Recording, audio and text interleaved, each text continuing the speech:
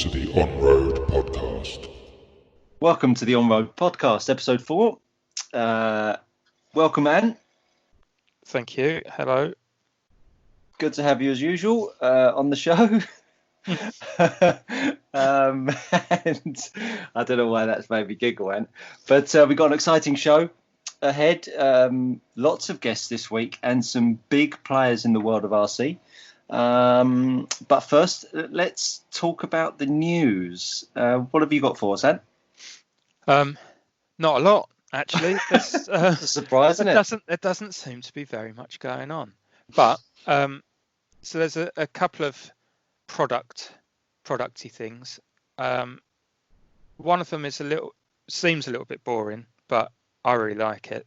There's MR33 have come out with a droop gauge, which is a circle one. So like the old circle, we've seen the circle things before. It does 4 mil to 6.6 mil, and it's got like the droop blocks are like a circular design as well. It's really cool. Also very cool is Kyosho bringing out a remake of their 1983 four-wheel drive 12 scale. Really? Yeah. So I'm guessing it's like people have been doing in the buggy world, where they've been doing the reissues of, all the cars that the guys our age had as kids and or lusted after as kids and couldn't afford, and even more so can't afford now because they're worth fortunes. But yeah, so they've brought this the Le Mans thing out, whatever it's called, the Phantom EP four-wheel drive. It won the JM RCA 12 scale nationals in 1983, and the thing is mad as a box of frogs. It's chain drive, four-wheel drive. I love it. Yeah, with a it's got a 480. I think it might. This is 12 scale, right? This is 12 scale, yeah. So it's a 480 size motor, right? It runs like stick pack lipos. It's got a front. It's got a one way in the front, so it's kind of like, it's just mental. It's like a twin top deck thing. I just encourage everyone to just go and check it out on RC. Yeah, well, if you go on YouTube and put in Kyosho Phantom EP four-wheel drive Vlog 01, there is a video on it, and as you rightly said, Anne, it is, well, I mean, it's as mad as anything you've ever seen. Yeah, the diff. That is brilliant. It's got like an open diff. It's amazing. The important question, though, Anne, when can we buy it? I don't know. Where can we use it? We need a whole new class. Yeah. Oh, don't bring up that topic. Don't bring up that topic, because Donny Leah, who is on the show, yes, we have gone international, and this week or this month we have gone international. Transatlantic. We've crossed the pond and we're speaking to Donny Leah, who has got a problem for the US RC scene, which is too many classes, and that is a really interesting chat that we speak to Donny Leah. He doesn't really take breath though, does he? If you've got, we love Donny. He's a great guy. He's one of those toys where you pull the piece of string in the back and then you just let it go and then it goes, and then when the string sort of runs out, he sort of takes a breath. So that was a really good, interesting interview and hugely insightful. Yeah. Any other bits of news? Yeah, something that's actually pretty serious and good, which also ties into another one of our guests, is that Zoo Racing have brought out their fronty shell. It's called the Gorilla, and it is a good looking body shell. Is it? Yeah. It's really nice. It's like, massive box arches, nice high wing, and it looks great. So we talked about fronty with Max. So this is definitely something for all the fronty guys to look at. Brilliant. Super. Now, on our last show, we covered the Formula situation with 12 scale at Nationals, and David, yourself, and I discussed what was going on with our feelings of how F grading works. I'm not a massive fan, and we had a very lovely message from Peter Winton to say that he would like to come on and maybe have a few thoughts on it himself, being the chairman of the 12th scale committee. So we're very fortunate to have Peter back on the show. Welcome, Peter. Hi guys, how are you? Watch you, Pete. All good. Did you see how seamless that was? I've just broken it by mentioning the fact that it was seamless that the Pete joined us in the background there. But listen, I should be on the TV for this kind of editing. So Peter, on the TV, Stu, that's just I'd have to give up down, wouldn't it? That'd be like the corona of TV. Yeah, too soon, Stu. Too soon. Too soon. Okay, sorry, tsunami. Tell us your thoughts and how we may have misled the public with our thoughts on 12 scale and the F grading. So thanks very much, guys, for allowing me to come back on. I appreciate that. I don't think you've misled people. I just felt from what you were saying that there wasn't a great... I felt I wanted to give a better understanding of how the thing worked and what the possibilities are for people to have it work in a different way. So a handicap is assessed based on your qualifying only. Handicaps are not assessed on finals. Finals are there to decide positions in the overall championships. So the handicaps work basically by taking an average of the top 10, knocking out the outliers, and then rating somebody's best qualifying time against that average.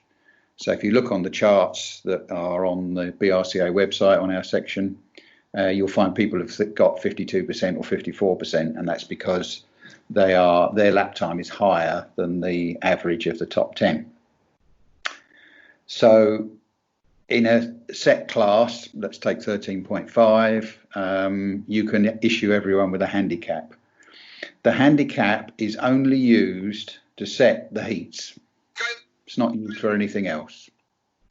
So if you are a driver who is pretty good and you come in, if you don't have a handicap, you will likely be placed in one of the lower heats. And we try to use common sense. If a driver appears that nobody's heard of, we will often have a quick scurry around and say, does anybody know the person? And if they know them, yeah, they're pretty good, so we won't stick them in heat one. As you do your meetings, you build up a handicap. And as your handicap improves, you get placed in a higher heat. So it's perfectly possible for somebody who is very good, coming from, say, another class, and I'll use an example, although I can't remember if this was specifically how it happened. If we take someone like Tim Wood, who's really good at 8th circuit, I think when he came in, we put him in heat 3 or 4, and he rapidly built up a handicap, and I think he ended up in the second heat, if you like, not the top heat, but the second heat. But his scores from his finals went to his position in the F2 championship. And he worked along that until he's now an F1 driver and he gets a position in the F1 championship.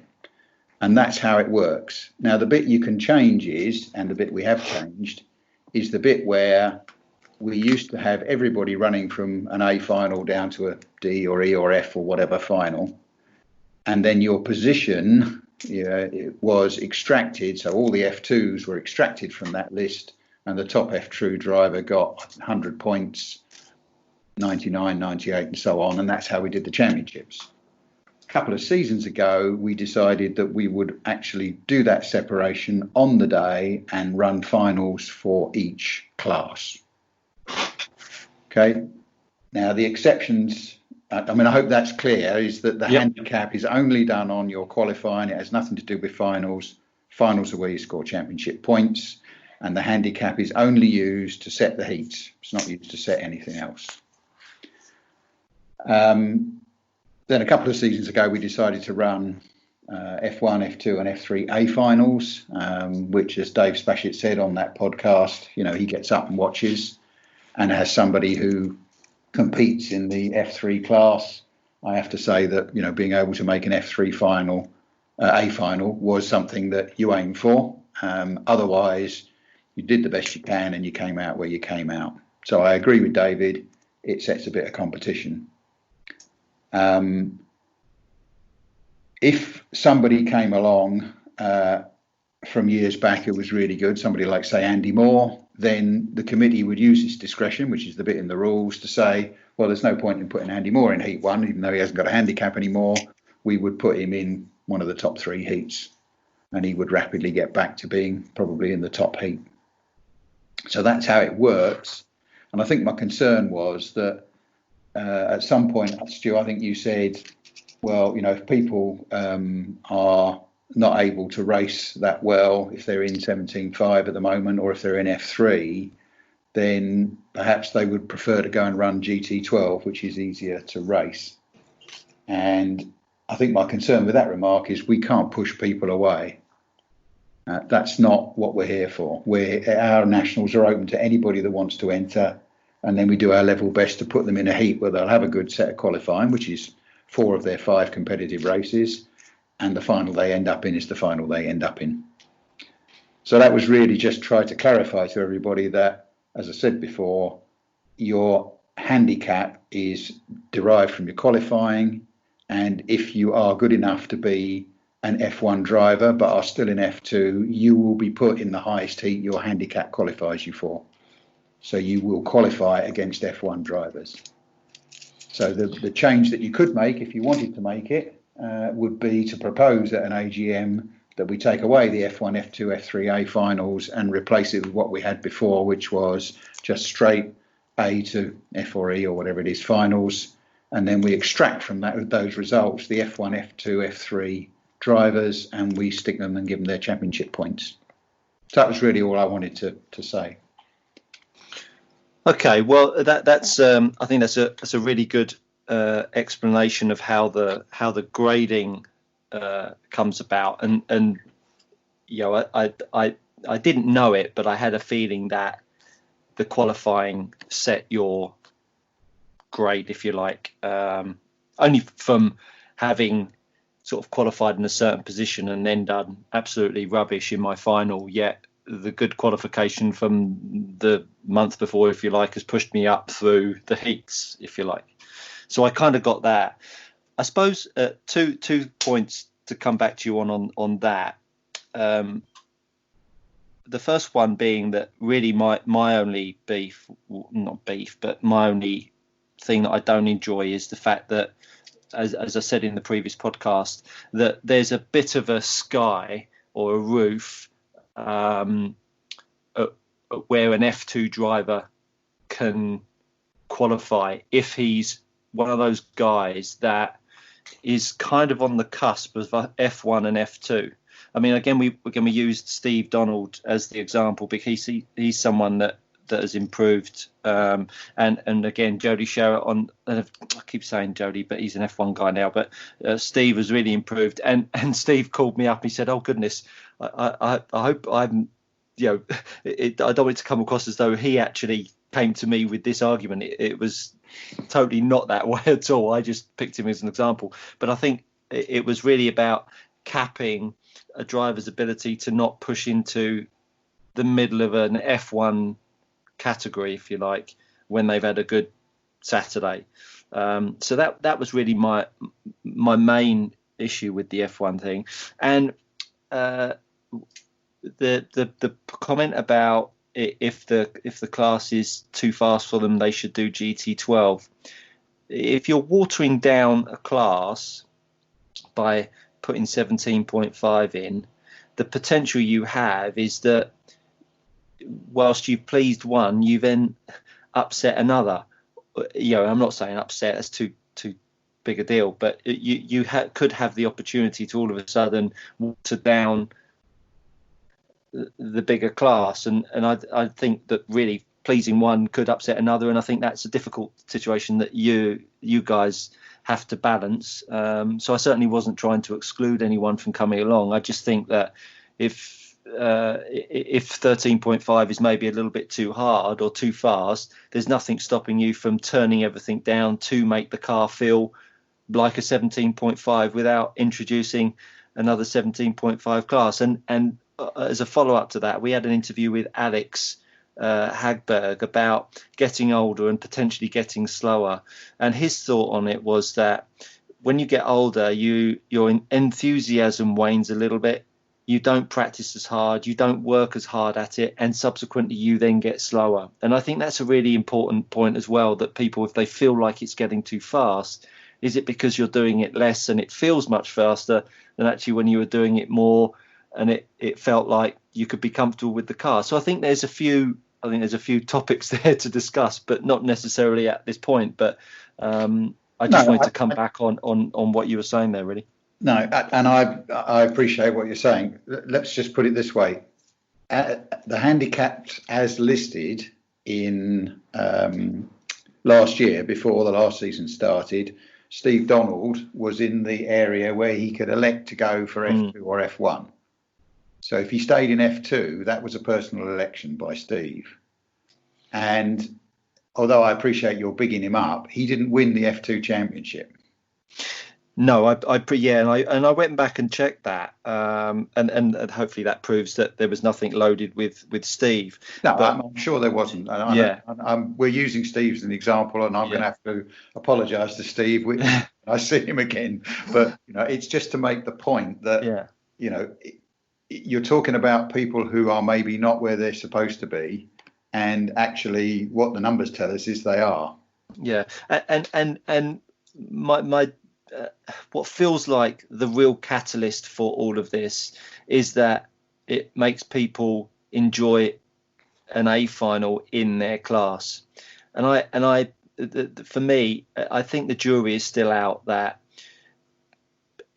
potentially for F3 guys, which now doesn't exist anymore.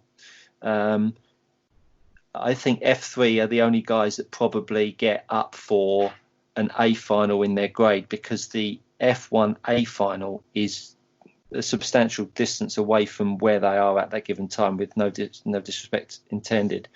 I think the F2 guys, when it was a 3 grade system, they're the guys that felt limited in their ability to have a good Sunday or good Saturday and push themselves up further up the finals.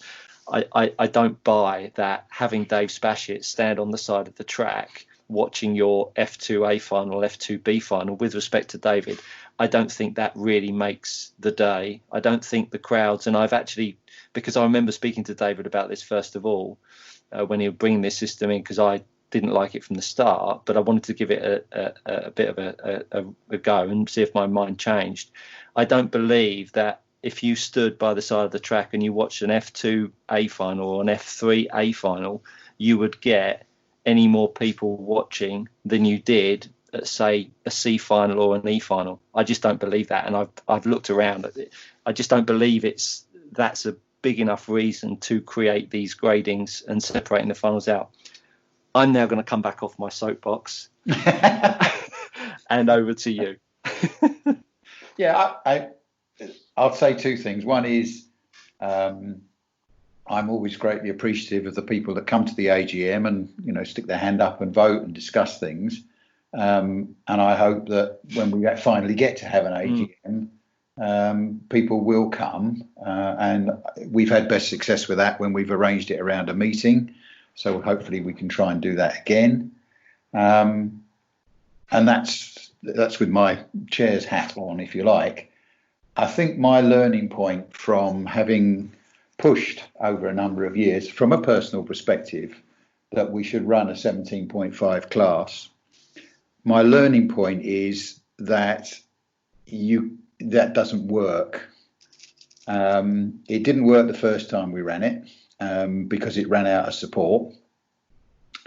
And I think it hasn't worked this time because despite the fact that it's had some support, what it's done is it's increased the disparity of skills, of speed, if you like, in both the 13.5 stock class and 17.5.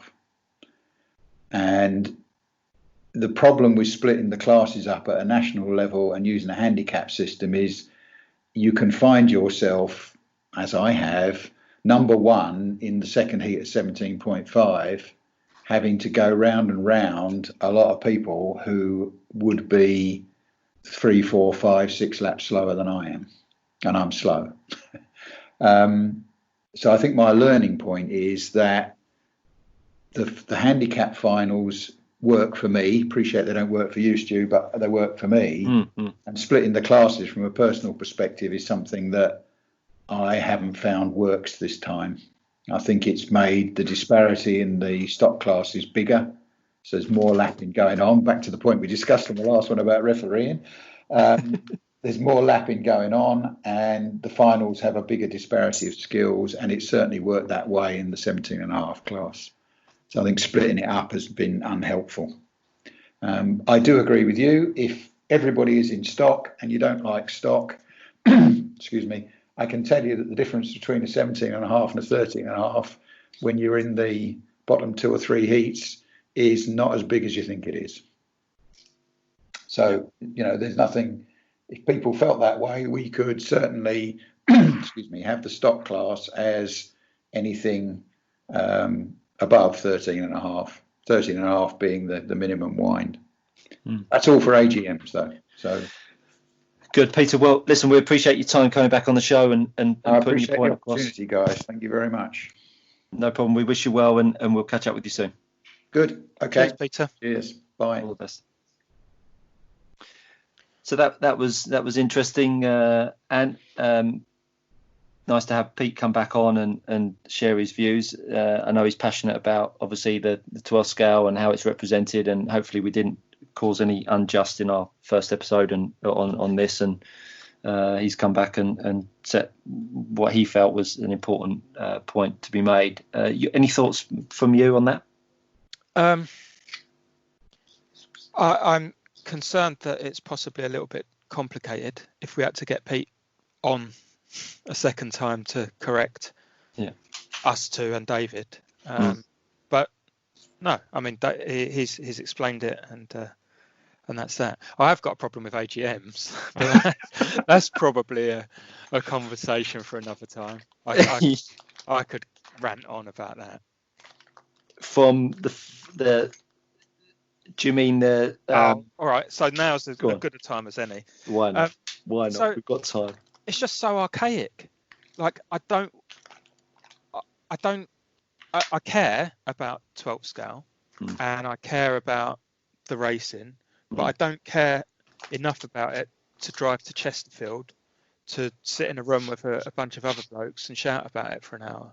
That to me is what you would do in the 1980s, and it's 40 years out of date. The technology that's available now, the ability to discuss things at length over a certain period of time with votes, and like the tyre vote for the touring cars, the track vote for the touring cars, that all is done online, and everyone who qualified to take part in that vote can have a say in it. So you have to have done 3 meetings in the previous year or whatever. So the fact that these decisions get made, I'm never going to be at the AGM, very, very unlikely, right? Because I don't go to that meeting at Chesterfield. It's not a national. It's so anything that gets decided gets decided. You're not going to be. Yeah, exactly.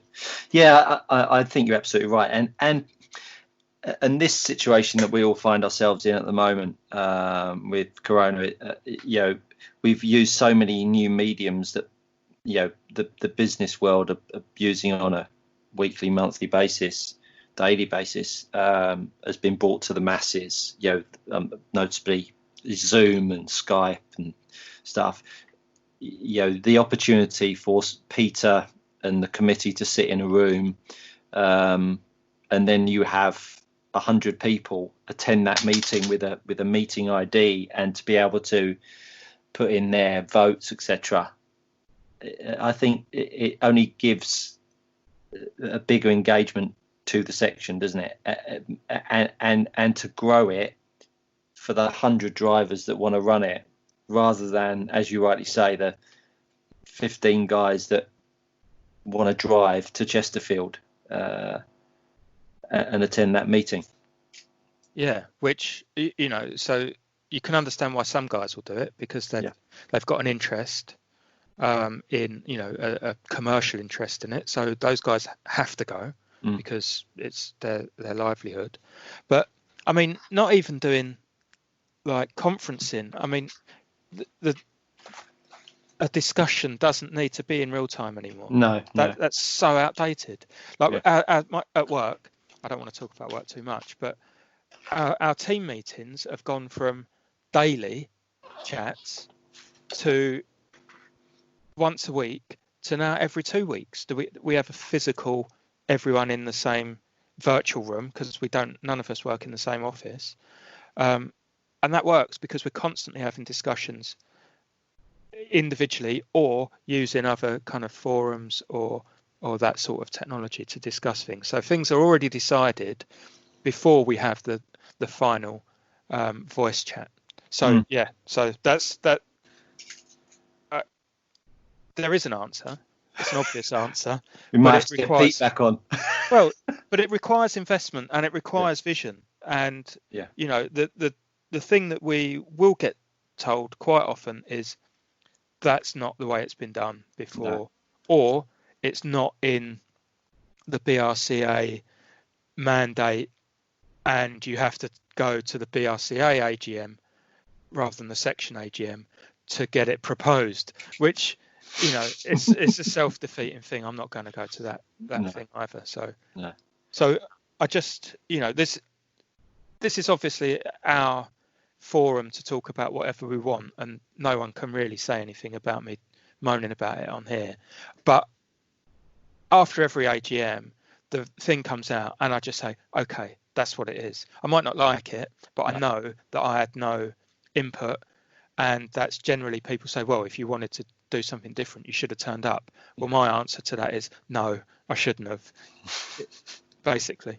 So yes. Yeah, and listen, I think you make a few good points there in that this is our forum, and we chose to make a podcast, and it will piss people off, and having our say, and there's no comeback, and also the archaic nature of, in some regard, 12 scale with how that old adage, well, we've been there, tried that, done that, it is so self-defeating that the opportunity to grow something that you could, and whilst you don't, you said about maybe it doesn't have to be live, it doesn't need to be, a date in the diary that you have to sit down in front of a TV screen. I think part of the hobby is that that's what we enjoy. We enjoy sitting down, making time for our hobby, and being involved in that. The thought of, if someone said you can either drive 3 hours north, or you can just go into your study, switch your computer on, and take part in something that you're passionate about, I think there's a great opportunity there, and you also have the opportunity to engage others with that. You've got a medium where you could advertise the fact that we've got an AGM running, whilst you're not a BRCA member, while you're not a 12 scaler, people from other sections could watch in. All of a sudden, I think that the opportunity to grab more people becomes greater, and I think as a class, as a hobby, you need to keep embracing technology. You need to keep embracing the world moving forwards, and not holding back with where you've been and we've tried that and that didn't work, etc., etc. I think you've got to keep evolving. But the caveat for that is, if it is working and we have got a lot of people attending, change for the sake of change isn't a good thing either. Yeah, agreed.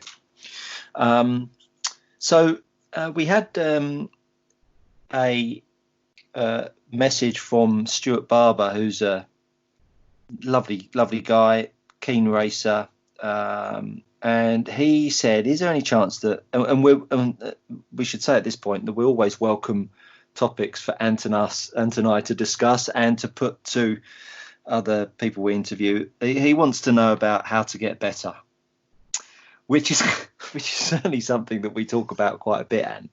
Yeah. So if Stuart came up to you and said, "Ant, tell me how to get better," what would be your go-tos, do you think? Well, I think you'd be asking the wrong person. I knew you were going to say that. But you are incredibly knowledgeable about not just RC, about a whole wealth of topics. Stuff. And I don't think you need to be good with sticking your thumbs on sticks and going around really quickly to have an opinion on something that actually is performance-based, self-improvement-based, etc. And a good example of that is my trade, golf coaching. If you needed to win major championships to advise other golfers to win major championships, there wouldn't be very many golf coaches working in this world. So okay, fair enough. I will pose the question: what do you believe is a way, or how do you believe you can get better? What would be your advice to Stu?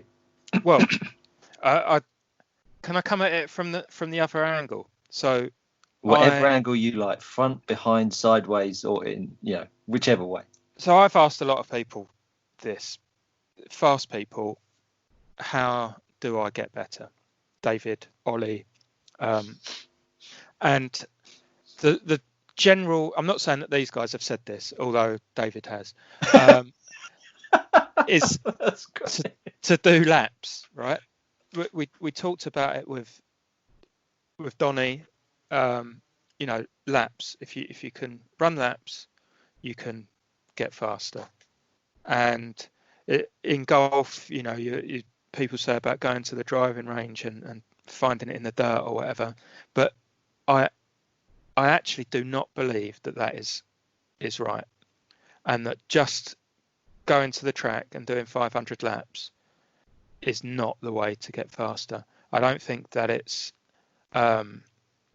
focused, and I don't think that kind of casual practice is the efficient way to do it. I'm pretty sure that some guys will get mega fast, but for me, I do not believe that is the way to do it. So the notion of focused practice, or there is an actual term for it, it might be that, where you are concentrating on one specific task that will improve your overall. So you and I both own a set of cones, and the thing with the cones is that you set them out on the track 2 car widths from the apex, and you have to drive around the track without knocking the cones over.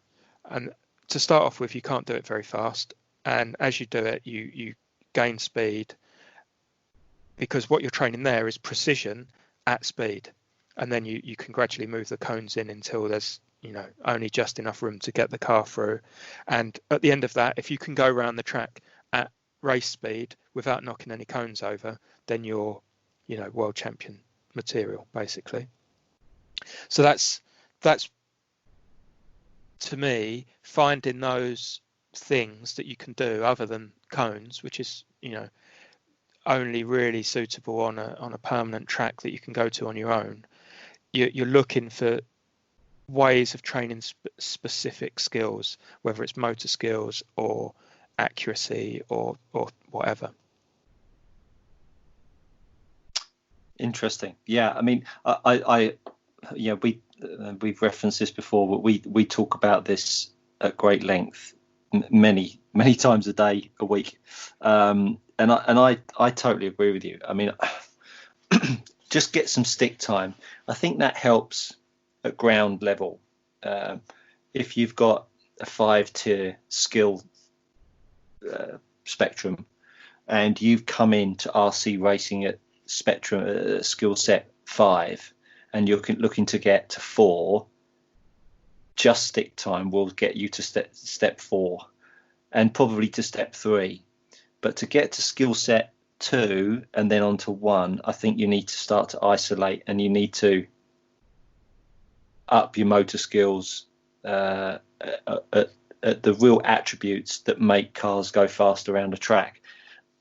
And I was talking to Geraint G about VRC, and we've been, as many people will know, I'm a hot lap guy. I'm all about going around one lap as quickly as possible and then worrying about consistency later.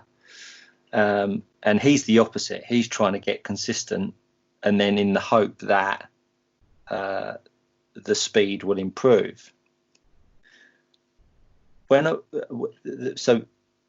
His attack point is making sure that he can drive the lines, and that he's sort of preset with the speed that he's going at, which is a bit slower, a bit wider, and then hoping that as he goes faster and faster, those lines tighten up.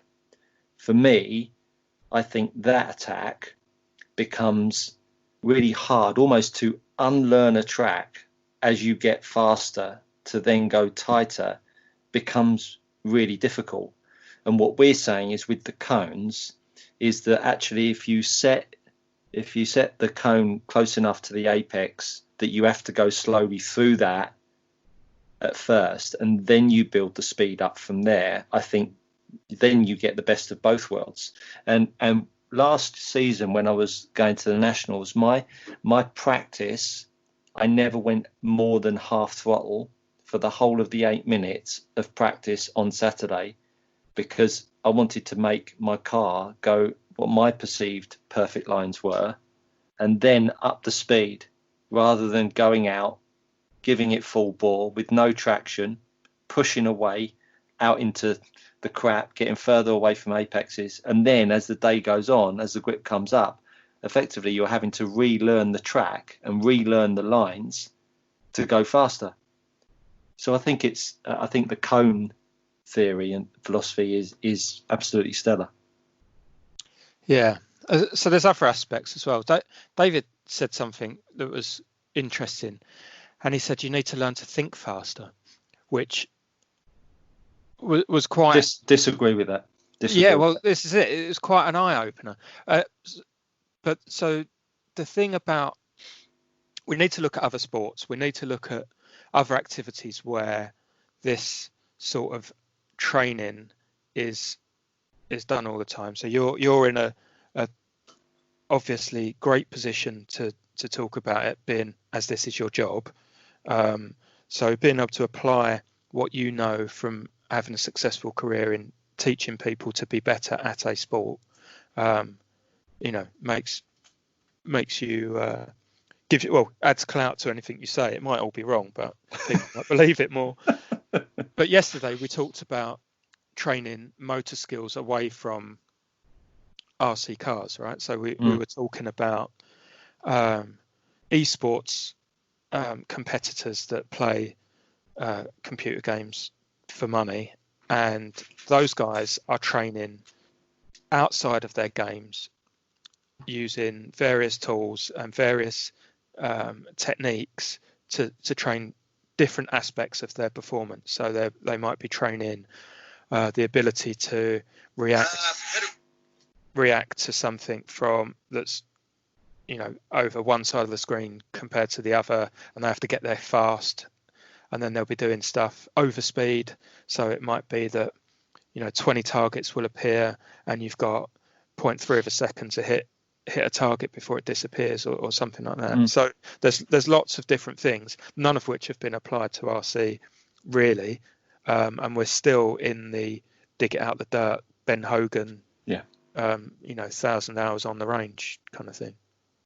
Yeah, and I think that dig it out the dirt can work. I think it's shown over many sports the application has had a good conclusion, a good result. You have to throw into the mix, well, where were they at just from a out the womb skill set? Where were they starting at compared to someone else? And that's a huge topic. Many people say you're not born with skill, you learn skill. And I think that the 7 fundamentals of movement that we learn as children as a big part in how we develop, what sports we cling on to, what sports we don't decide to go into, suddenly then makes that person stepping up onto the rostrum with a transmitter in their hand all of a sudden makes them you have 2 very different people before they've even set the wheels in motion. and we talked about having an application where you could actually tie it up to your transmitter and learn motor skills that are not fundamentally driving the car.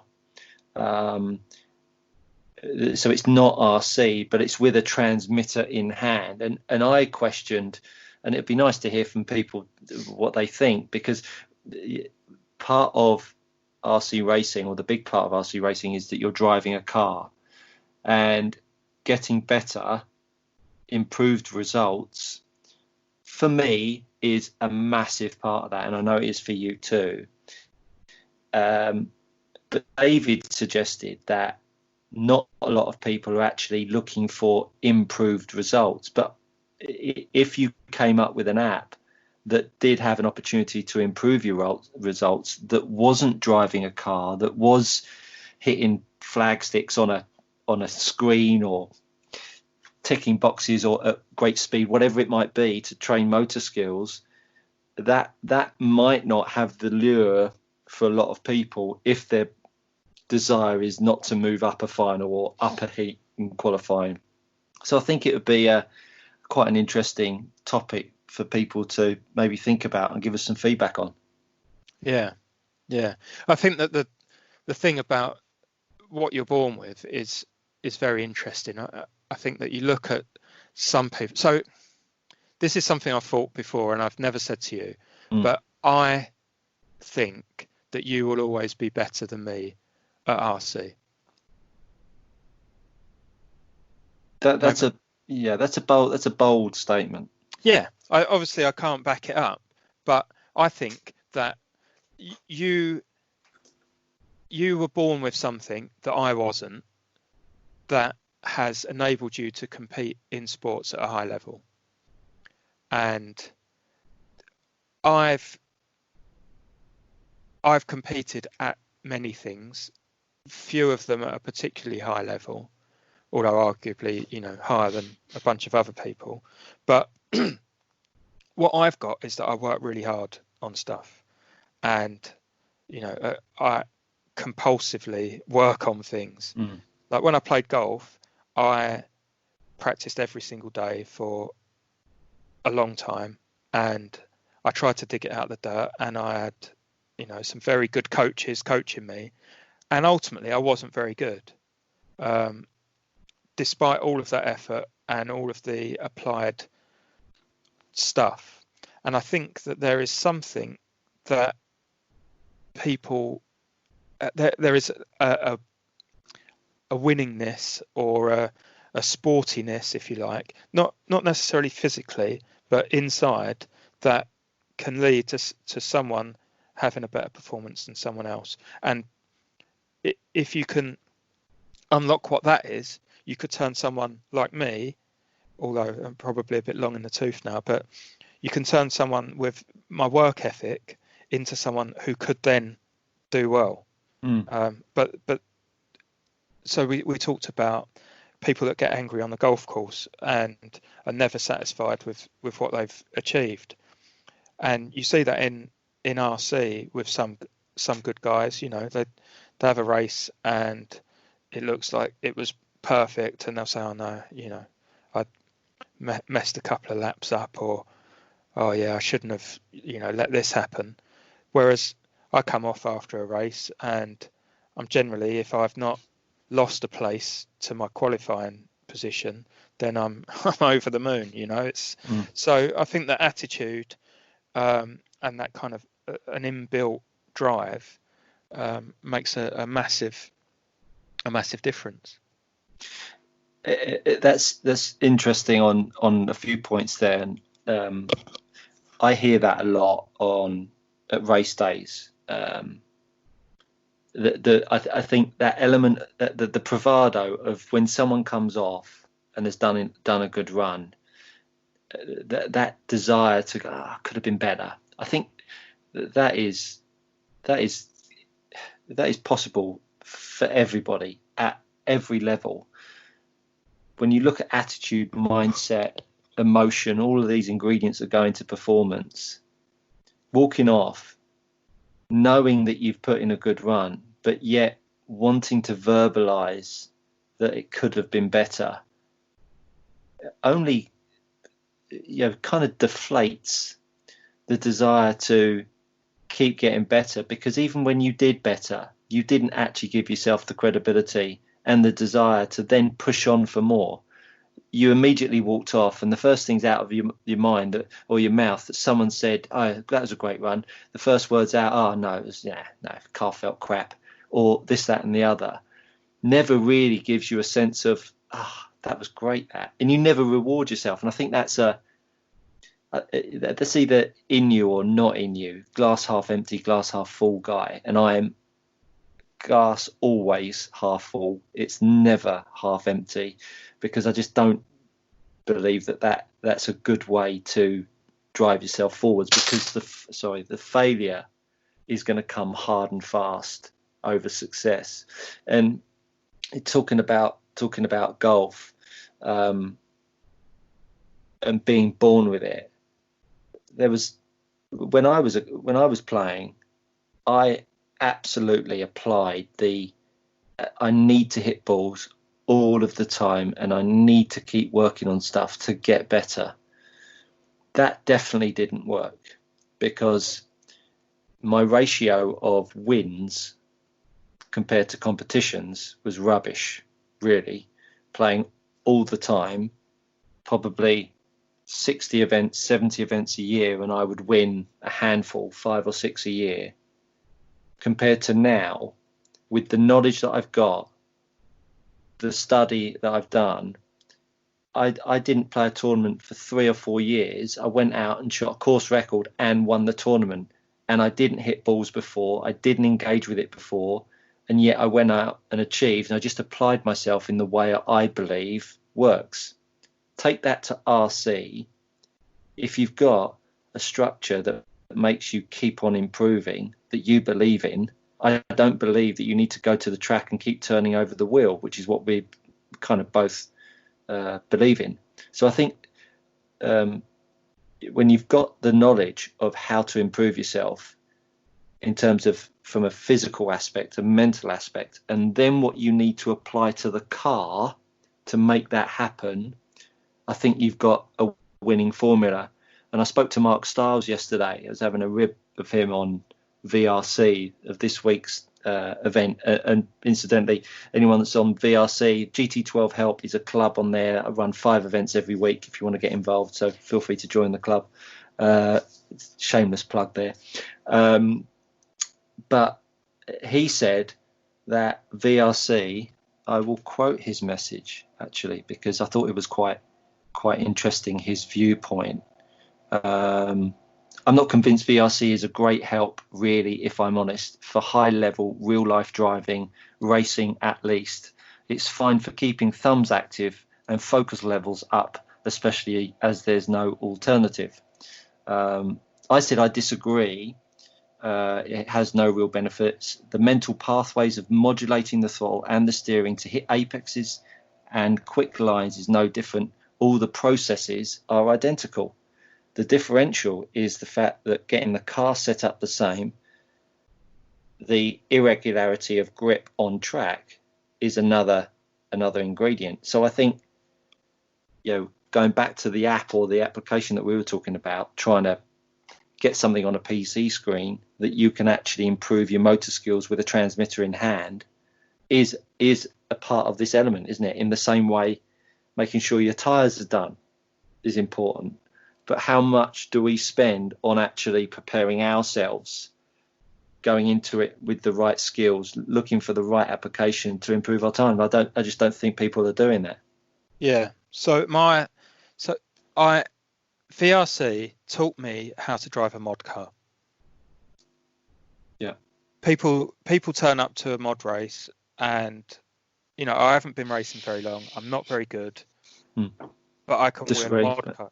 Well, okay, but I can drive a mod car around, and the reason I can drive a mod car around is because Ollie said to me, "Oh, if you drive mod, it will make you a better driver because you've got to deal with all these extra things, and then when you go back to stock, it's you don't the things that you don't have to deal with anymore. So you've freed up that part of your brain or whatever." So VRC or applications that train specific skills can work and have real life application. The difference in VRC and real life is vision, and that's why I think that there's me and someone else, I can't remember who it was, who are better on VRC than we are in real life, and I think that the vision aspect plays a big part in that. I feel like I can fully see the car at all times on VRC, and sometimes I'm standing on the real track and I just think, I've got to kind of just set up visual cues to know what direction the car's pointing in and that sort of thing. But for me, the real thing that is missing is knowing what to do. And I think that getting in millions of laps as a kid and being able to understand the way that what you do changes things, you just instinctively build up a collection of things that work and a collection of things that don't work, and you're able to repeat that. You might not be able to verbalize it or even know that you're doing it, but your body has learned what crashes and what doesn't crash, for example. And I'm pretty sure that David, who built up all of this as a young man, that those pathways are built and they're never going anywhere because they've been recalled so many times that they're super fat pipes in his brain, and that's that. But for me, I don't actually know what to do. I don't know how to get around a corner. I don't know where I'm supposed to be lifting. In full size motorsport, you can do lap analysis and you can look at throttle, you can look at braking points, you can look at lean angles on a motorcycle. And this study, you sit in a classroom and you study the stuff and you look at the line and you say, right, this is the thing, this is where you should be looking, etc. And then you get out on the track with a guy following you and you do it, and then you come in and he says to you, you were really good through this bit, no good through this bit because of X, Y, and Z, and then you can go out and apply it again. That sort of practice is kind of like what I was saying before. It's focused. You're taking the elite level and then working towards it. You have that with your stuff, right? With force plates and being able to measure transfer of weight and rotational things and that using technology. But 100%. We don't have that in RC. We've talked about it before. We talked about the dyno, right? And we talked about data logging and being able to map throttle inputs through a track or whatever. But it doesn't exist. It's all happening at a very, very fast rate, and no one can tell you why they're fast. Agreed. And on VRC, and I hate to keep going back to this, when Mark Stiles puts up a run, when Reece Hodges puts up a run, Ben Gasson puts up a run, they are ridiculously quick. And on VRC, when you go and qualify, you can put up qualifying with solo or components, competitors or target. It's not competitors, it's something else. But anyway, there's three options there. And having Mark's car, Reece's car on the track, and sometimes I'll just forget the qualifying. I'll just try and follow Reese around the track. And what I'm trying to do is learn what I need to do with the throttle and the transmit and the steering to get around the track in the way that they're getting around the track. And I think that is as close as we get to having a real life simulation of what needs to go on with your transmitter to create you to go around those bends in a faster way. Other than that, you need to get a top driver to go around the track in real life and follow him, because that's the only way you can do it. And you have to learn, but equally you need to know what the components are to create those improved lines, that better throttle control to make you go faster. You know, Stu Barber sent me a clip of his run at Poole, and I then took the clip of the A final, and I've got this software I can overlay them, put them back to back, and you can see his car in different parts of the track is so out of shape, yet to do that with the naked eye and just to hope that when you go out and do 1,000 laps that's going to improve, it's just not possible. It's just not possible. So yeah, the technology is so far behind to improve us as drivers that getting better, I think, is a real obstacle. But I think if there was a way, almost training days, you know, MB models, rent out MB models, put some cones out and say, go into it, learning how to, have an impact on emotion. How are you going to prepare before a track? What are you thinking about when you're racing? All of this stuff that goes into performance could be something that people might be interested in. Yeah, for sure. I mean, if I went to a track and David was there and I ran laps and then he said, right, now do this different, and we did that and we saw an increase in lap times, and that concept was like a universal concept that I'd been doing wrong or suboptimally, I'd pay good money for that. Absolutely. And I think so many people would. You look at 12 scale. Let's say the roll center on the front of the car is wrong because of ride height, because of shims over the hubs. I mean, that before you even stick the car on the track, the opportunity to then apply the right stuff, waste of time, isn't it? So there's so many components, but yet so few videos, help desks, if you like, that offer a real structured approach on how people get better. Just a forum on mounting a body shell. And Alex Hagberg put up a video on how to mount his TC shell. Fantastic. More stuff like that needs to be constantly coming to help people get the most out of their racing experience. Yeah. Just like Spashett's Speed Secrets. Just like Spashett's Speed Secrets. And we've got a doozy this week. We're talking about foam tyres. What would you like to know about foam tyres, Ant? I'm not entirely sure how I can just have someone do all of my tyre prep for me. I don't mind truing tyres, but the whole wiping off and all of that. Don't. The allure of buggies is largely that I don't have to deal with additive. Yeah, that is a massive player.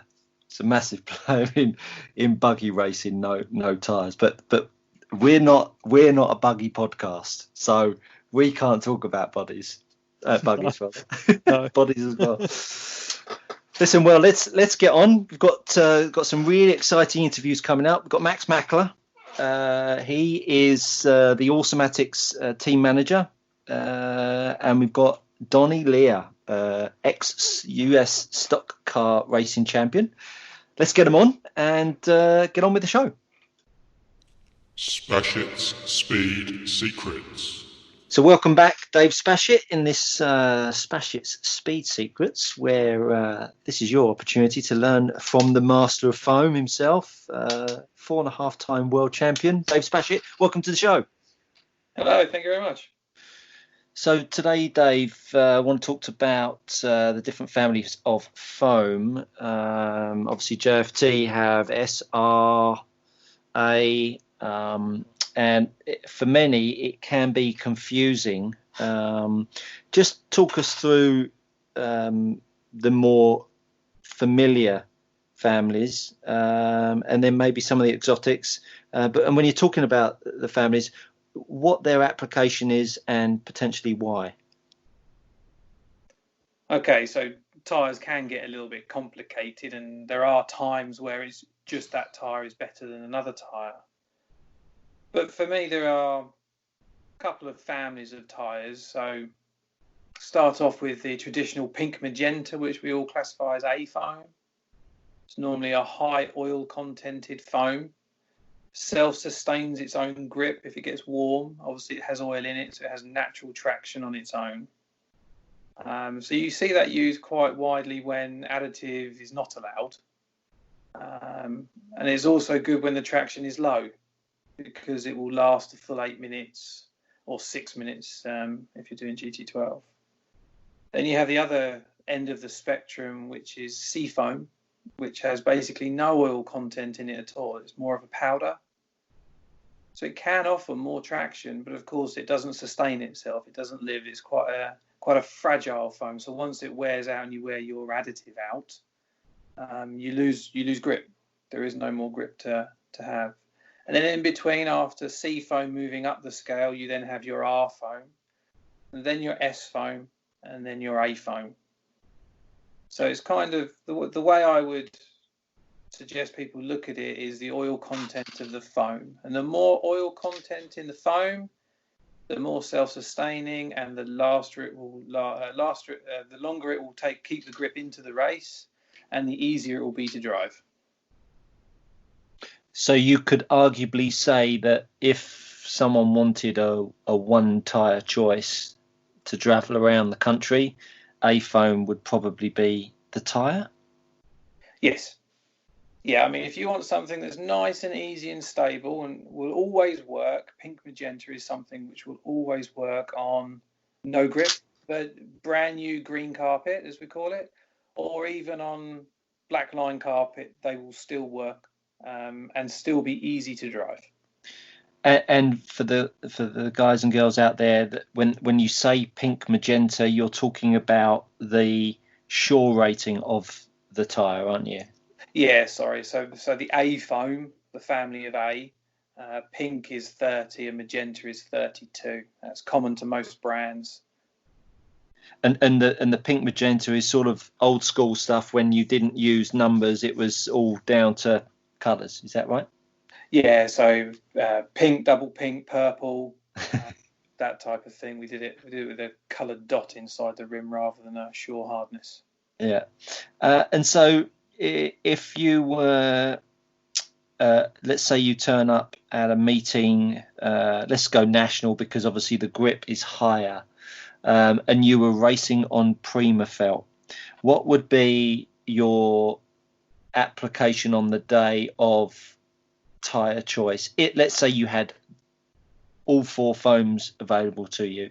How would you go about quantifying what would you start on a Saturday, and B, how would you quantify when you should change? So for me personally, I keep it quite simple. So at the start of an event, when there is no black line on the track and you can't see any grip line at all, I'll stick with A foam, because I know the grip will be decent. I know it's potentially not going to be the best, but it's going to be good and it's going to last me the full 8 minutes with no issue. So I'll start on A foam. And then as soon as I see a black line come up on the track, or when I finish the run, my tyres are now sticky and gummy, I'll then switch to S foam. And with the S foam, it just sharpens the car, livens the car up, makes it harder to drive. It makes it faster, which is what everybody wants. If when I try S foam, it's simply too hard to drive, we jump back to A foam. And this is noticeably for Prima felt type of carpet. Yes. So Chesterfield, for example, last year at the National, I could do a quicker lap with S foam by a couple of tenths, so it's quite a chunk. But to drive was just too difficult for over the whole 8-minute run. So we ended up going back to, we went back to Hagberg hot race tyres, which is an A foam type of family. And they were just easier to maintain that speed more consistently for the whole 8-minute run. And not to exclude our American friends, because I don't know whether you know, we've gone transatlantic this month on our podcast. We had Donny Lear up. So we might be encouraging a lot of American guys and girls to be listening to the podcast for the first time. If someone was on black carpet, CRC black carpet, where might they want to throw their attention? Okay, so I've only done one race on black carpet, which was actually at Donny's place, which was regarded as one of the highest grip tracks in America. And in mod, we used pink magenta. We had to glue the front edge. We had to glue right up the sidewall, but we used pink magenta. It was like the easiest thing to drive for mod at that speed. And then in stock, I actually used R foam, again gluing the front sidewall, because there was just so much traction, just so much. So in stock, I use more of a powder foam, whereas in mod, I use more of a oil foam with pink magenta. So the R foam is principally taking grip away because the car speed is lower, which makes the car feel a bit more pointy because it's actually sliding more, in effect. This is where you get complicated with tyres, because obviously very much depends on the carpet that you're on, the grip level at that time. Donny's place was a little different because they had rubber tyre cars running around as well. But generally, when you can run that powder type of foam, you're correct. Yes, the rolling resistance is lower. The car feels a bit sharper to drive. Therefore, in stock, your corner speed is more. Therefore, you generally go faster. Because that balance of being able to make the car feel alive, but yet it's not going to kill you, compared to the car that feels like it's, everybody references, it feels like it's in the carpet, it's in the track, is actually the car not shifting. It feels like it's just locked in and it's going where you're pointing it, yet because of the contact patch on the back wheel, because it's so wide, it feels like that's always overpowering the front tyre and it's not actually making the car rotate, is it? Is that right, if I got that right? That's exactly right, yes. Okay. Exactly right. So when you found the compound you like and the compound you want to stick with that weekend, then you just adjust your rear tyre size generally to increase corner speed to the level which you can handle and the grip and the wear rate of the rear tyre. And you kind of maximised your choice. And it's kind of interesting, isn't it, that lots of guys and girls are chasing setups when actually what they could actually do is go there with a setup and kind of tune the feel of the car through the tyre rather than tuning the feel of the car through springs, oils, droop, etc., etc. I mean, again, as I mentioned at the beginning of this, I keep my choices very simple. A or S for the UK Nationals. Yeah. On Saturday, with the track evolving, I try not to make setup changes. Think about what's going on, of course. And if something's glaringly obvious, I will change something. But because of the track evolution, tyres, just work on tyres a little bit, get a feeling for the track. Sunday's a little bit different because the track is more stable, it's more consistent. And because it's more consistent, you can tune your car into that. So whatever brand of tyre you decide to choose as a racer, keeping your choices, especially for UK events where track time is limited, keeping your choices limited and making the most out of it is probably a better option than having a box full of everything. Mm. I shouldn't say that. I run a model shop, but that is to get the best out of you and yourself and your equipment. That's probably the best way to go. But I think and that's quite an interesting point. And the perishables of this sport are tyres and body shells, of course. But from a retailer's perspective, if you're giving people the kind of the opportunity to go to a race meeting and say, look, that is the tyre from start to finish that is actually going to give you a really good experience of your weekend, you'd be very happy to just keep firing the same tyre choice to your customer base. And because at the end of the day, you'd much rather stock one tyre than 50 different types of tyre, I would assume. On one hand, yes. On the other hand, no. Choice. People like choice. It's their hobby. They like to play. They like to experience. They want to try everything different. Just because I like to use JFT, Ollie Payne likes to use Ulti. So he will use J compound because that's what we've worked out to be the A family. And then he'll use XM, which we believe to be very similar to the JFT S family. Some people prefer mob gums. So again, pink magenta. And then their S equivalent, they use silver. So there are choices out there. And I think choice is good. But for every individual, if they can nail down what they prefer and then stick to it, I think they'll have a better overall weekend. Fantastic. Well, that's been really insightful as ever on Spashett's Speed Secrets, sponsored by Zen Racing. Thanks for your time, Dave, and look forward to speaking next time. Thank you very much, Stu. Cheers. Interviews. Well, next on the show is a infamous German driver. He's Awesomatix team manager and factory driver, Max Macker. Welcome to the show, Max. Hey guys, how are you? Hi Max, we're good, thanks. Yourself? Yeah, all okay. I mean, we are at the lockdown, but yeah, I think all over the world it's kind of similar situation, so we do the best we can, huh? Yep. Have you succumbed to VRC yet, Max? Yeah, I downloaded the game like many other guys and checked that I get a adapter to play with my transmitter. But yeah, what should I say? Many guys say it's super realistic and good, but I'm not sure how the real cars of these guys handle, because for me, I think I would stop the hobby if my real car handled like in the game. See, I wish I could get my real car to handle like my VRC cars. Wow. That doesn't say anything about Anne. That maybe just says something about the game. Who knows? Maybe. Listen, Max, obviously we're really pleased to have you on the show. I mean, I would say after the World Championships that we've had, obviously you were your car, the 12 scale car, was obviously something that was very new, very different. How's the build up been for the new 12 scale car? Yeah, I mean, we all saw it at the Worlds. The car is very unique. So basically, we started with the car not so long ago.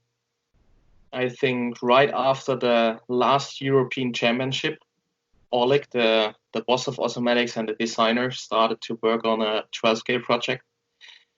And right before the Worlds, I think it was 2 or 3 weeks, we got the first prototypes in our hand.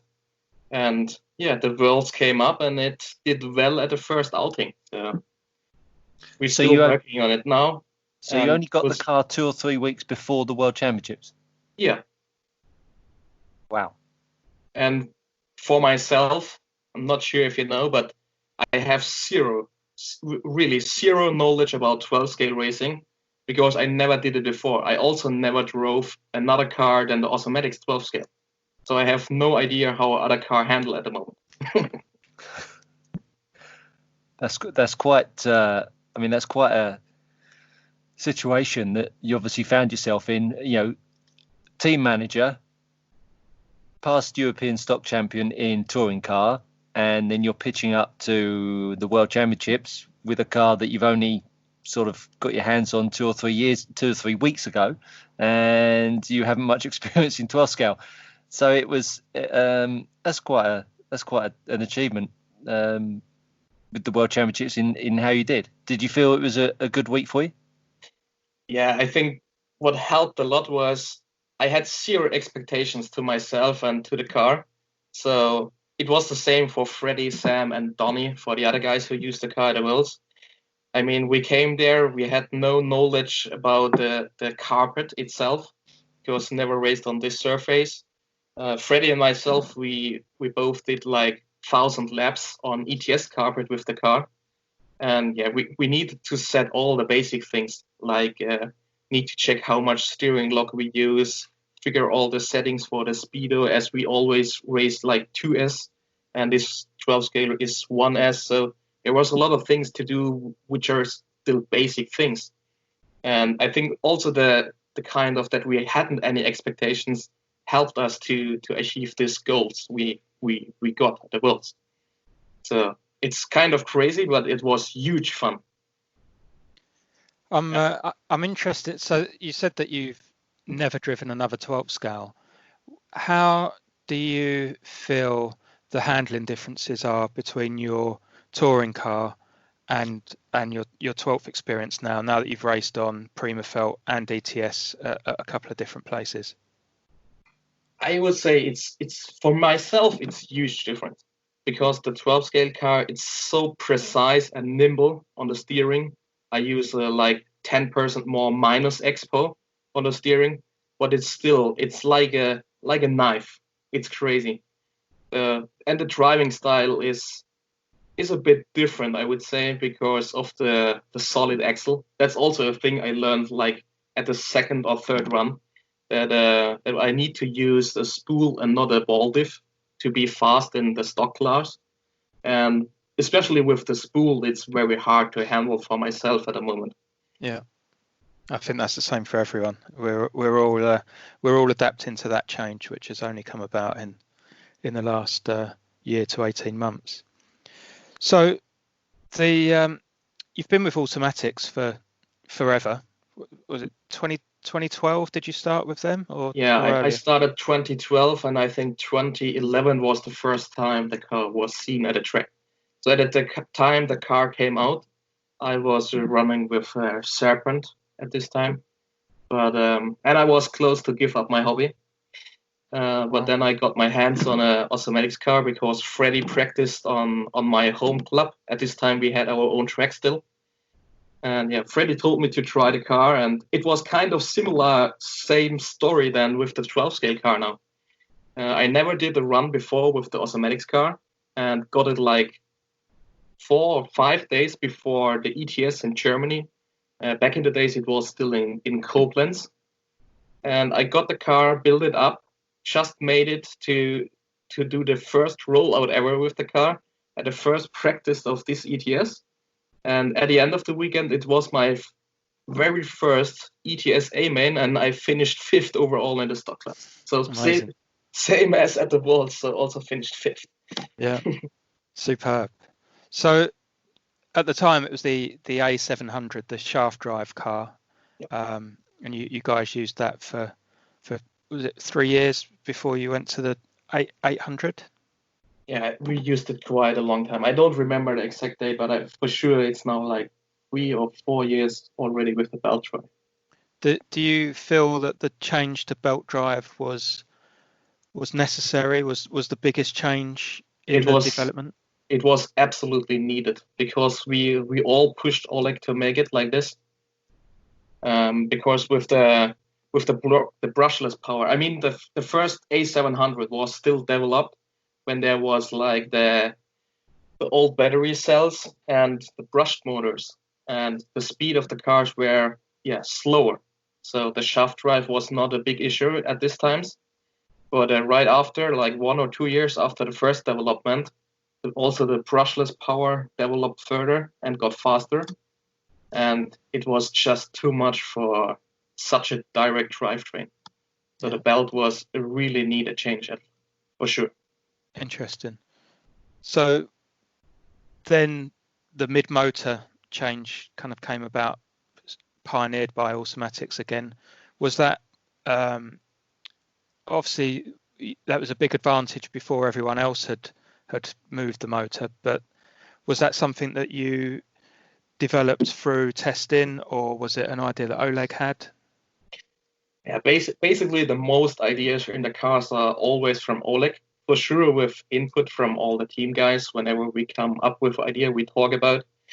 And the mid-motor was, it was a thing he wanted to test. And we made like 50 prototypes, or the first batch of mid-motor was like 50 sets, 10 sets for a team, and 40 we directly did for sale. As we were sure it's a good thing, and we wanted to see how the customers handle with this. And it was sold out in like 5 minutes. So wow. it was really crazy.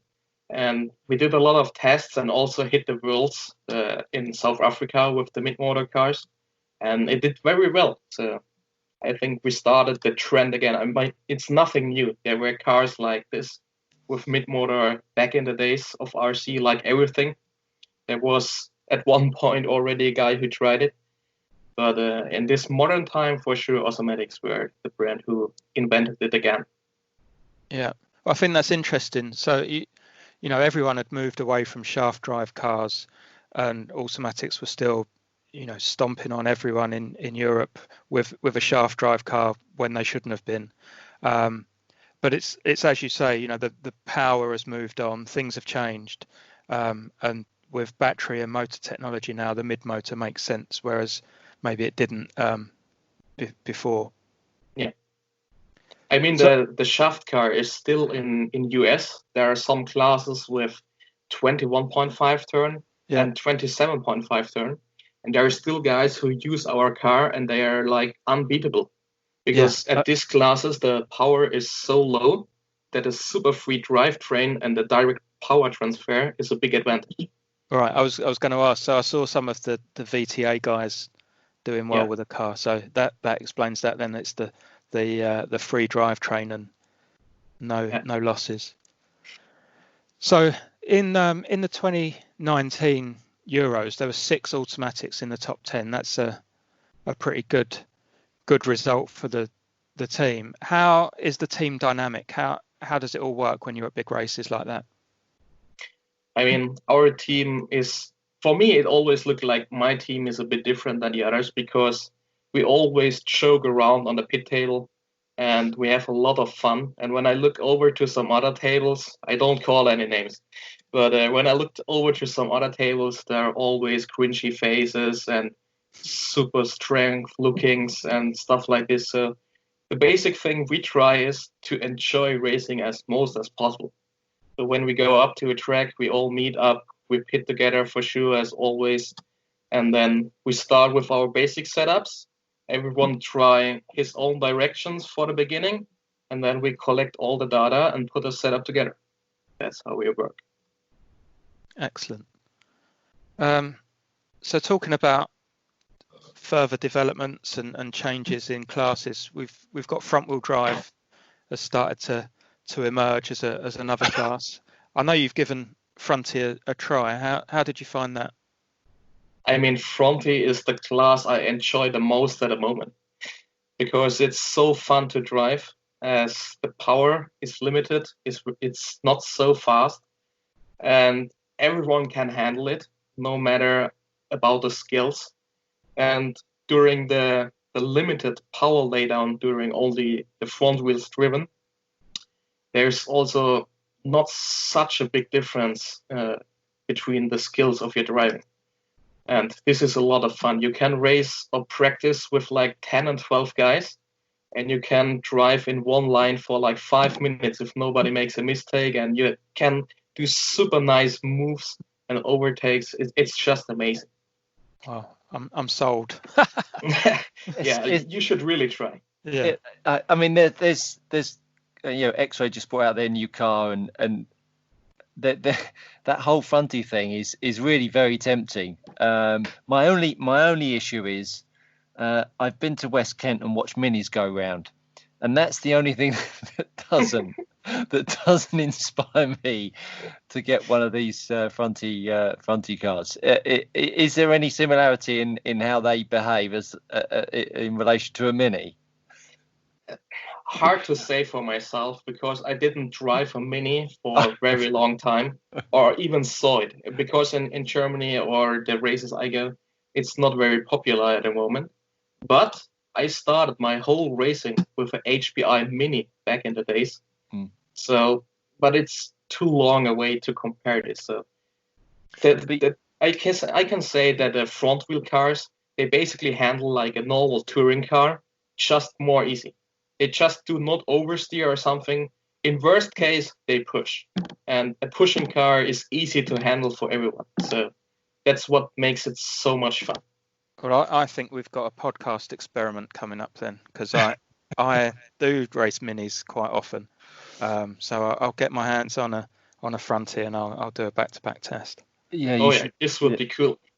Yeah, you should do that because even the minis look great, and these body shells of the fronties, that they're looking really good as well, aren't they? Yeah, the look of them is amazing because they still look like real cars. I mean, in touring car, the body shells move always more to the futuristic design, but it's also because of the power we run and the speed. So, and the rules are kind of open for this. So, yeah, it's the evolution of body shells. It's a clear point for touring car, and for fronty, I know there are some rules which limit it, that a car should still look like a real car, and that's what we got. So, it's great to see these cars with spoke wheels and stuff like this. It's very amazing to see. And you talked about the team and the dynamics. How much of the European way of running a team is that way? I mean, when you refer to other teams, are you referring to other European teams, or is it maybe UK-based teams? No, I think it's not based to any country teams or something. It's based generally to teams. So I'm not sure so much how other teams work, because basically I was never in a big team before I did the Awesomatix team management thing. And so I built it all up on my own ideas and how I would wish myself how a team worked. So that's what we're doing. So it's hard to tell about how the others work, but I could see that what we are doing is not the worst thing. Let's say like this. Yeah, sure. Because I think it's something that Ant and I have spoken about before. And being in a team, and my experience. I mean, I'm Max. I'm relatively new to the hobby. I mean, I've been going 4 or 5 years. I do okay, but I'm always thirsty for more knowledge and more information. And there's always been whatever sort of chassis I've run, there's always been. I've never really felt that team environment where everyone's trying to truly help everyone to that level. And I think I've had a really nice experience with X-Ray, and some other people as well.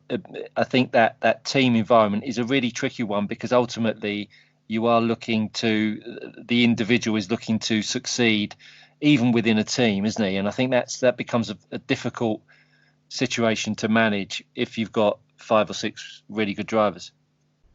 Yeah, for sure, that's a thing.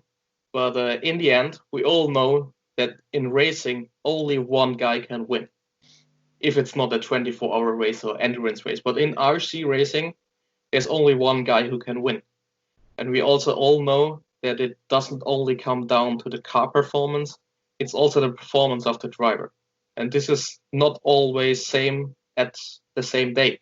So it comes down to a lot of factors. And in the end, the fastest guy will win. That's easy. So it's more important that you work good as team to find a setup and be fair to each other on the racetrack. And most important, what you also told, in my team, everyone has the job to help customers and from all brands, no matter what they drive, the best way possible. So if someone ever has a problem and come over and ask, we help them the best way we can. I also set up like X-ray cars or Yakomo cars if they ask, because it's a hobby. It's not so huge, so everyone should help everyone. And that's what we try to do and what I think we do really good. It's the same with the Awesomatix drivers. Many guys or let's say the Awesomatix customers, many of them tell me that they feel very much like family with us, because we all try to put together always, and we share always our full setups. We give all the tips we find at a race to the guys whenever they ask or come by. So yeah, it's just the way we act, which is not the worst, I would say. That's good to hear. And I think that ability to still be comfortable with helping different chassis drivers, you understand what that does to people. Obviously, that the customer, if he is bringing a Yokomo car to your table, and you've given him a lot of help, the chances are at some point when he comes to buy a new chassis, he might consider obviously Awesomatix, depending on the experience. But that's not to say that the reason why you're helping him is to pull him across. It's just that's what happens with good-natured people, that they attract, good things come their way. Yeah, absolutely.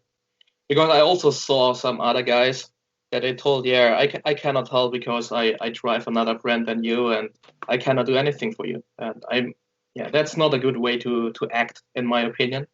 So I like to help everyone who asks, and that should be the best way for all of us.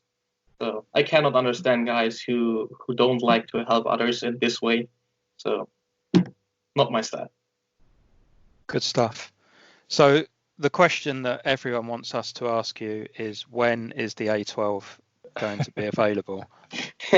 And more importantly, obviously, you've got to look to your local podcast to do the best review of it, of course. I mean, these are not words in your mouth, of course, Max. For sure. So what can I say? I think it will be this year. That's the most close call I can give on the car. Oleg is working super hard on it. We will have some changes on it, which will be different than the prototype I used. And it's getting closer. But at this stage, I cannot tell any exact date, because everyone knows with the current situation of the Corona stuff and things, it's not so easy to get stuff made and produced. And this will all may affect the timeline a bit. But we are working very hard on it, and it will happen soon. That's what I can say. Awesome. We're excited. Yes, we are. Yeah. So we are on lockdown, as we said. But what are you looking forward to doing? What do you enjoy the most out of your racing? Indoors, outdoors, ETS, Euros? What's the thing that really gets you going? That's a good question. For myself, it's not really much the racing itself, I would say. It's more hanging out with the friends who enjoy the same passion and have fun out there. So it's not only the time on the track which I miss, it's just hanging out with guys who do the same stuff in their free time like I do. But for sure, I most enjoy normally indoor racing, because this is where I started in the past, and somehow I prefer it over outdoor racing. But if I look back to the last 2 or 3 years, the better results I got nearly on every outdoor race than indoor races. So European champs, TITC and stuff like this. So yeah, but I prefer inside myself indoor racing. Yeah, you mentioned TITC there. You travel about a lot, racing RC cars. What's some of the most memorable things that you've done, or memorable trips that you've done with RC? That's not an easy question. but I would say TITC and Canadian Nationals were the two best races with the best memories, because TITC for the overall impression of the race and the culture and so many things which were completely new for myself, because it was the first time I ever made a trip to the Asia region of the world, and how the people act there and how the whole race is done. It's so much different to what I was used to. And yeah, this was a great memory overall to win this race in the end. And then in the Canadian Nationals, I went basically over because I'm very good friends with Eric Epp, the son from Dale Epp, from Protoform founder. And they invited me to come over and do the race. So this was the main intention, to go over. And it turned out to one of the biggest races in the history. I think there were 600, 700 entries for like 4 or 5 days racing. And yeah, this was a great race overall.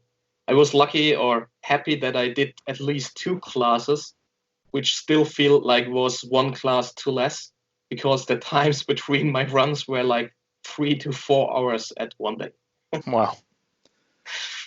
Yeah, we've talked about that before, Stu and I, the gaps between rounds, and there's definitely a sweet spot where you've got enough time to eat and think, but not enough time to get bored and switch off. Yeah. I mean, at this time, I still didn't have the 12 scale car. So in future, it will be more easy to do more classes, because I can do 12 scale between the touring car classes, and the day will be even more enjoyable. Yeah. And your background generally, Max, has always been in motorsport of some nature? I'm always fascinated by cars since I'm a small kid, because my father always worked on cars and stuff like this. And yeah, at one point he got an RC car, and I wanted one also immediately. So we got 2 cars and played on the supermarket parking spot. And yeah, somehow I was always interested in cars and in racing and in general. So I started also education after school as a car mechanic, and worked then at Mercedes-Benz for quite some time, and always had like RC racing as the hobby beside. So it's all about cars. So Ant and I don't know if you've listened to many of our podcasts, we always talk about performance and getting better and all of these different things, all based around getting faster. What's your weakness as a driver, Max? You mean my personal weakness? Yeah, as a driver, what is it that you see? I know what I internally battle, not only performance-wise, but emotionally through a 8-minute run, running 12 scale. I feel like I know what I need to get better at. Is there an area in your racing that you feel like when you're on the track, the car's doing well? Is there an area that you feel that you need to get better at? Yeah, I have a big weak point in my driving style, which nearly everybody knows already, because I have a super hard driving style. I'm like, my lines are like point and shoot. So there's no real round corners in my driving style. I always use full lock, full throttle, and full brake. And this is super bad. This is also why I'm so bad at modified driving that I never do it. Why don't you change your transmitter for just switches then? Just have a switch right, switch. Yeah, it's funny. Many guys told me that I don't need a transmitter. I could use 2 switches. Some guys call me the switch. You could also hear, if you stand beside me on the driver's stand, you can hear my steering wheel and my throttle and brake controller. Really? Yeah. This is fantastic news. There's hope for us all. And so, knowing that, so stock has been a conscious decision to go towards that to help with that, or is there anything that you're working on to reduce the on and off switch style? The problem is I do this driving style since like 15 years. And you know, when you do something like this for so long time, it's not easy to change it anymore. So I plan to practice more modified and use the settings of the transmitter and the speed controller to get it set. Because with now running for Hobby Wing, there are a few good options to help with my bad driving style to make it work. But the other thing is my main focus is and will be stock class racing. Because, yeah, I think I like that everyone has the same power. You know what I mean? It's more close racing for myself without putting too much effort in it and practice every day. So for sure there are guys who can handle modified out of the box, but I can't, as I know.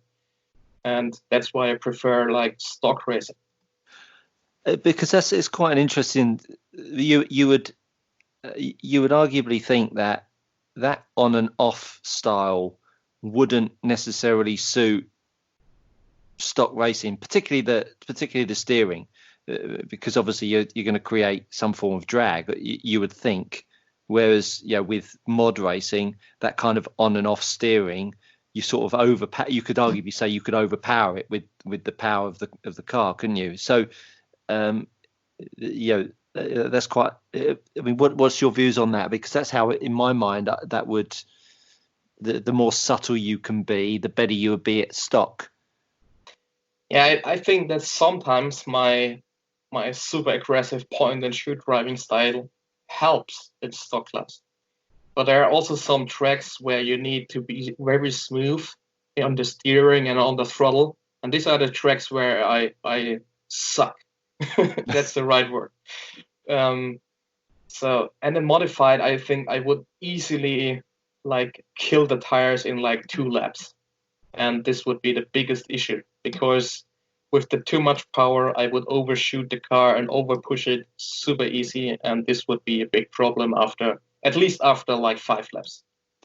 And the conversion from your traditional 5 minutes with touring car and 6 minutes, have you found the extra couple of minutes, 3 minutes, a big change for your racing when you hear, and after 5 minutes or 3 minutes to go or whatever, does that make you feel like, oh goodness me, I've still got almost half a race to go again?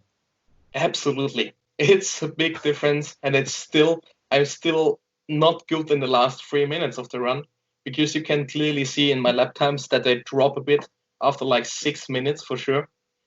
And yeah, when the lady at the microphone of the software say it's still 5 minutes to go, it feels like me, oh no, it's still full runtime of a touring car run. So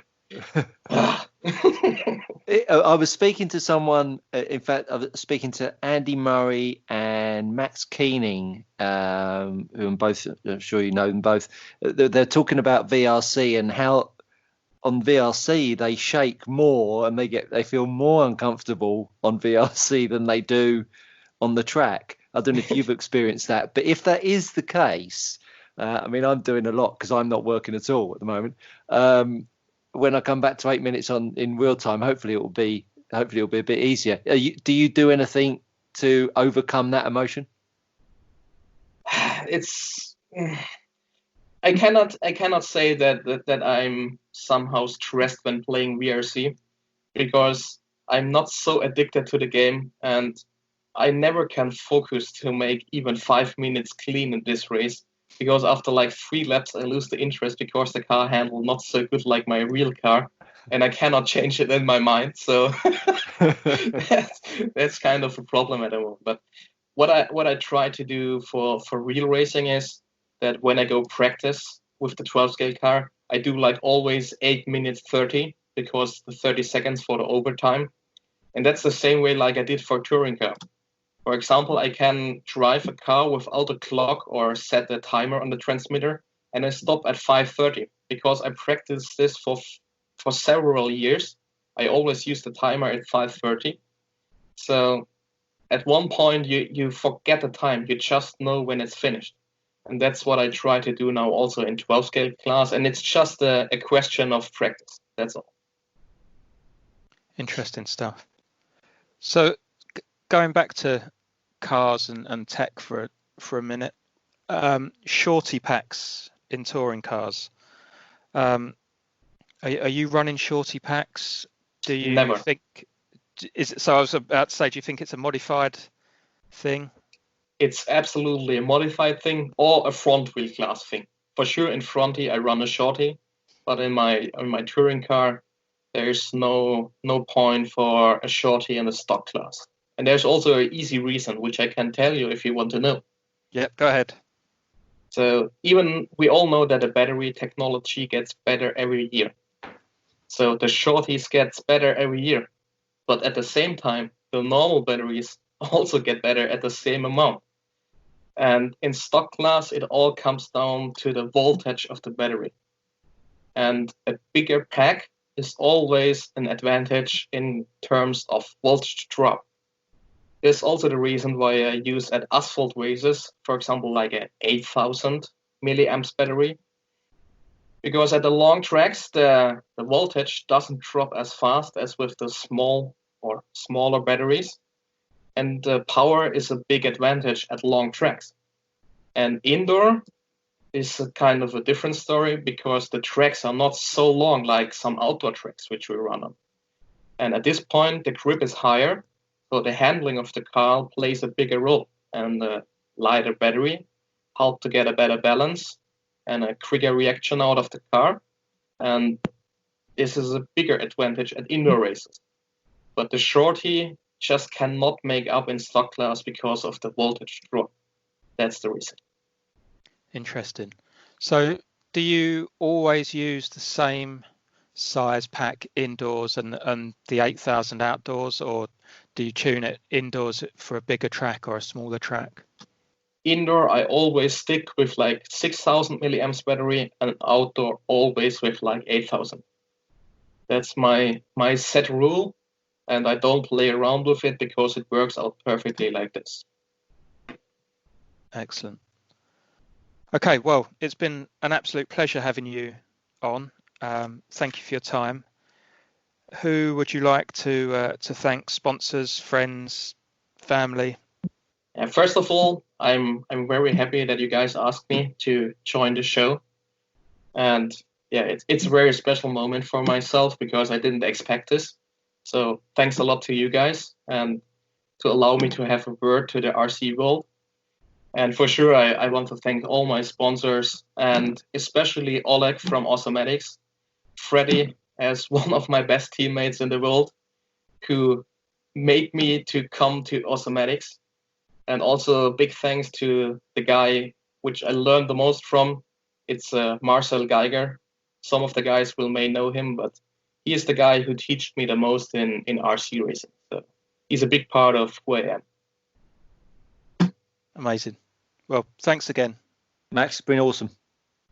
Thanks a lot, guys. See you. See you. Have a nice time. Interviews. So next on the show is a very special man, and not only a special man. He's an American, and we've moved transatlantic, which has really excited us both. His name's Donny Lear. He's got a history in motorsport in the US, which we'll hopefully have a chat about, and is a very successful driver of many different classes. It's Donny Lear. Welcome to the show, Donny. Hey guys, how are you, man? Stu, thanks for both of you guys. So thanks for having me on here. Yep, very, welcome. very, very happy to be on here talking to you guys internationally. We've gone international. It is a proper international episode. From across the pond. Exactly. Now, Donny, I was just watching a YouTube clip from 2008. I think it was in Ohio when you were driving stock car, which for us it looked like a pickup truck that had a bit of speed. And on the second to last lap, on the last lap, the second to last corner, you were in second place. You may have just kissed his back bumper, and went through for the win. I mean, it was a spectacular move. Yeah, there was definitely there's no doubt that I kissed his back bumper for sure. But I didn't wreck him. He finished second, so it wasn't that bad. But yeah, there was some contact, and that was a lot of fun, man. That was a special time in my life. That was a long time ago, and I wish I could go back to those times when we were racing like that. But that was pretty cool. I'm glad you came across it, and I appreciate you bringing it up. That was pretty intense. Yeah, I mean, I read somewhere that you used to do a lot of online racing, or probably wasn't online then, but you did a lot of gaming with car racing that you attributed a lot of your skill to when you then eventually got into driving real cars. Yeah, so I started before I ever drove full-size race cars. I was, as a younger kid, I got into sim racing, and back then it was the onset of sim, just at the beginning of sim racing. So it was, a little archaic, but we were doing it, and it was developing at the time, but it was still pretty great. And I spent quite a few years doing it before I ever drove a real race car. I mean, it wasn't the plan, and it wasn't like, okay, let me race on a computer and get some training for when I start racing. I never really knew I would start racing or whatever, but it just so happened that I got an opportunity to start racing, and I had been sim racing for a lot of years, and that helped for sure. And back then it was for sure it helped me transition from to become a race car driver. There's a lot you can take from the sim side of it and transfer over and really, really, really cut your learning curve. To get up to speed. It wasn't. Back then it was so unknown, everyone laughed when I talked about it. Nowadays, there's some drivers out there that all of their preparation for full-size racing came from the sim racing now. See, I'm talking about when I was doing it 20 years ago, so it was looked at as, it wasn't taken as serious back then. But now you got guys in the NASCAR Cup Series like William Byron, that, he's only been racing full-size cars for just a handful of years, and he's in the top level of NASCAR, but he spent 10 years of his life on iRacing, on sim racing. So, and there's a lot of guys like that now, not just him, but he's just an example. So really, it was I was onto something back then, I guess, and now it's really taken off. Now it's, especially with the quarantine that we're in right now, the pandemic. The sim racing has really, really taken off, and as you guys, I'm sure you've seen, a lot of the professionals now are doing it. They're telecasting the races on TV. It's pretty amazing to see. But yeah, my first foray into racing was sim racing, but it was a long time ago. It was right at the beginning of the first programs ever written for racing on a computer. It was a simulation called Indianapolis 500 by Dave Kramer, who's the creator of iRacing now. And then there was NASCAR Racing, the first version of NASCAR Racing back in '94, and that was Papyrus, and that was created by Dave as well. It was back those years, 90, 92, 94, just getting going back then, and it was great. We were dialing in long distance phone calls on a the old 9600 baud modems, spending thousands of my parents' money getting my ass beat when the bill showed up, to race on what you would call quote unquote online, and but it worked, and it was the beginning of it, and it's evolved into something that's really amazing at this point. I think it's, obviously famously you see all the F1 guys that do the sim racing.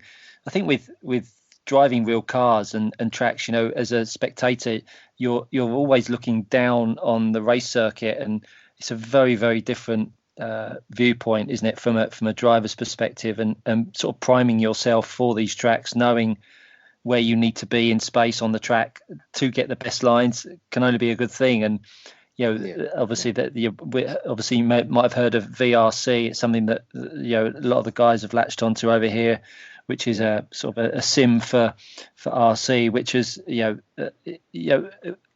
lots more people have got involved in it, and I think there's some merits in that. But I think any time you're able to simulate emotion because you want to do well, and then the implications of that are you feeling uncomfortable and having to deal with that and competing against others almost in that live scenario, it can only be a good thing. And I think it's something that obviously this bit of downtime that we're having from real racing is giving people maybe a bit more of an appreciation how far it's moved forwards. I mean, iRacing looks at absolutely another level. I know you said you were racing. Were you racing last night? Oh yeah, I was. I've been racing quite a few nights a week. My last one was a couple nights ago, and I'll be running tonight again. But yeah, no, I've been on there, and a few of the series that I run in are they are broadcast over the internet and with announcers, and it's like watching a real production. So it's really cool to be a part of. And it's a lot of fun. I'm lucky to be able to do it. But yeah, like you're saying, it's definitely a good preparation. It gives everyone an idea of what it's like to drive race cars. And for the professional race car driver that's out there and he's on here, it's just it just helps kind of keep him up to speed and reflexes, everything kind of in tune, and just run laps. And like as you guys know at RC, the more laps you can run, the better you're going to be. It's a lot of it is about wheel time. So yeah. Now we met the first time a couple of years ago at your absolutely spectacular venue in New York, New Rochelle, 360 V2. What a spectacular event you put on over there. I was blown away about it. Thank you, bud. And I know a lot of the English guys love it, and we're getting more and more of us coming over. Did your love for RC run alongside racing, or as in your race car career, or did it obviously come after you retired? Oh no, it was always I've always been into it. That was and I was into it before I was even started the online racing. So from about 8 or 9 years old, a friend of the family got me and my father involved in it, and I was just been in it ever since. It's been a long time. So something that I can't, I just, as you guys know, it's just it's a great hobby, and it's something that stays with you forever. And most people they can't shake it. I mean, once you're in it, you're in it. So give me a hit. Yeah, exactly. It's just another it's like a drug. So I've been into it for a very long time, 8 or 9 years old, and I always been racing something, whether it was RC or a computer or a real car, or, whatever it may be. But I will say that for RC, for me, is probably what I love the most out of all of racing that I've done. It's the most rewarding, so to speak, because and you guys know this, it's just you. It's you and your equipment, and you build that car, and you work on that car, and you drive that car, and you got it's all you, and it's good that it's great therapy to sit down and work on your stuff at home at night or whatever. And there's just so many good things about it. It's a great family sport as well. It's just it's great, So it's something that I haven't been able to shake. I've been doing it almost my whole life, and my love for it is it's a strong passion. And sometimes I look in the mirror and I'm like, what am I doing? Especially with the track. I've invested a lot of money there, and it's a challenge, and it could be frustrating sometimes, but it's all for the love of the hobby, as you guys know. Yeah, very cool. So what class did you start off with? I started off racing outdoors dirt, off-road buggy. Yeah. 1/10 scale, yeah. Which at the time, back when I started, mainly consisted of just a dirt oval. They weren't racing around a track with jumps and whatnot. At least where I came from, that type of racing, and we would just run in dirt oval. And then the next couple of years, we started, running on tracks with the same track, but they changed the configuration. We ran some jumps and whatnot, and turned into basically off-road buggy. So yeah, interesting. So what's been the progression of classes? Because you're a bit of a 12th specialist now. Yeah, I just so a couple years after I started racing, a track opened up in my area. It was carpet on road, and we ran 12 scale. Pretty much 12 scale was the only car back then in late 80s or early 90s. If you went to an on road track, I don't know how long you guys have been into RC, but how long have you guys been around into it? Many years? Handful of years. No. Okay. Yeah, I started back when I was like 10, 12, but then I had like 25 years off, and I've only come back into it the last 4 or 5 years. So yeah, and even if you only last for, you guys know, I'm sure you know the beginnings of it. Back in the beginning of the on-road days, or just RC in general, 12 scale was, I think, the first class that there ever was electric wise, and then at an on-road track, when you went, the only class was 12 scale. You had 12 scale stock and 12 scale mod, and that was it. So a couple of years after I started racing, the track opened up locally, an indoor track.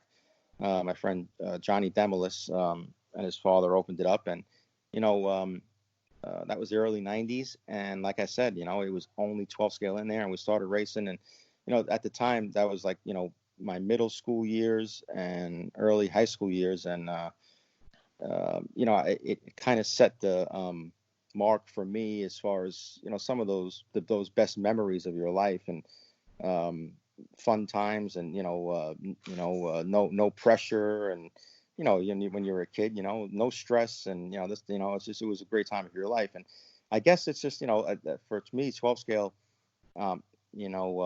brings me back to a good time of my life, and I've always stuck with it. It's something that it just means a lot to me to run that class, and that's it. It's probably more of a mental thing than anything, but and also the honor of the class too. Back when I was a kid, the guys winning 12 scale world championships was Masami, Hirosaka, and then a couple of U.S. guys that won a couple world championships back in the day, Tony Neisinger and Chris Dosick. As a kid, you look up to those guys, and then locally in my area, some of the faster 12 scale drivers. I mean, I looked up to them, and it became, for me, 12 scale is very, and not so much nowadays because people forget, and every sport evolves. But back in the day, 12 scale was the most prestigious class. It holds a lot of history. And I still think about that to this day, and I hold on to that. I mean, it's the most challenging car, one of the most challenging cars to drive. They're insanely fast, as you guys know, and to really get the thing dialed in and working perfectly, and you put a perfectly good run in is, man, that's an accomplishment.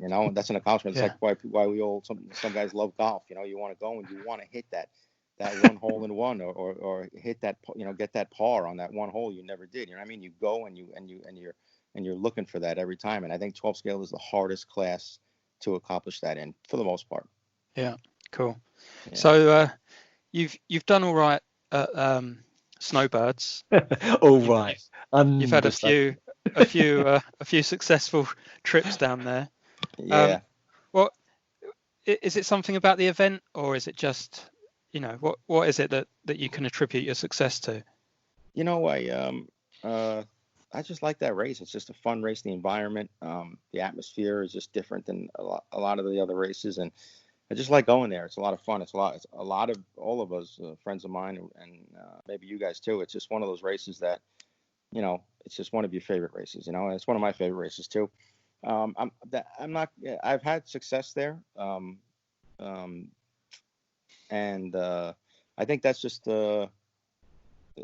circumstance. To be honest with you, it's not that because it's one of my favorite races, I seem to do better there or nothing like that. It's just worked out for me there quite a bit, and I in fact, a lot of the years it didn't work out. Like, I've had a lot of bad luck there as well, but then I've had a lot of good luck there as well. So yeah, it's a special race. And, Mike Boylan is a really good laid back guy who puts the race on.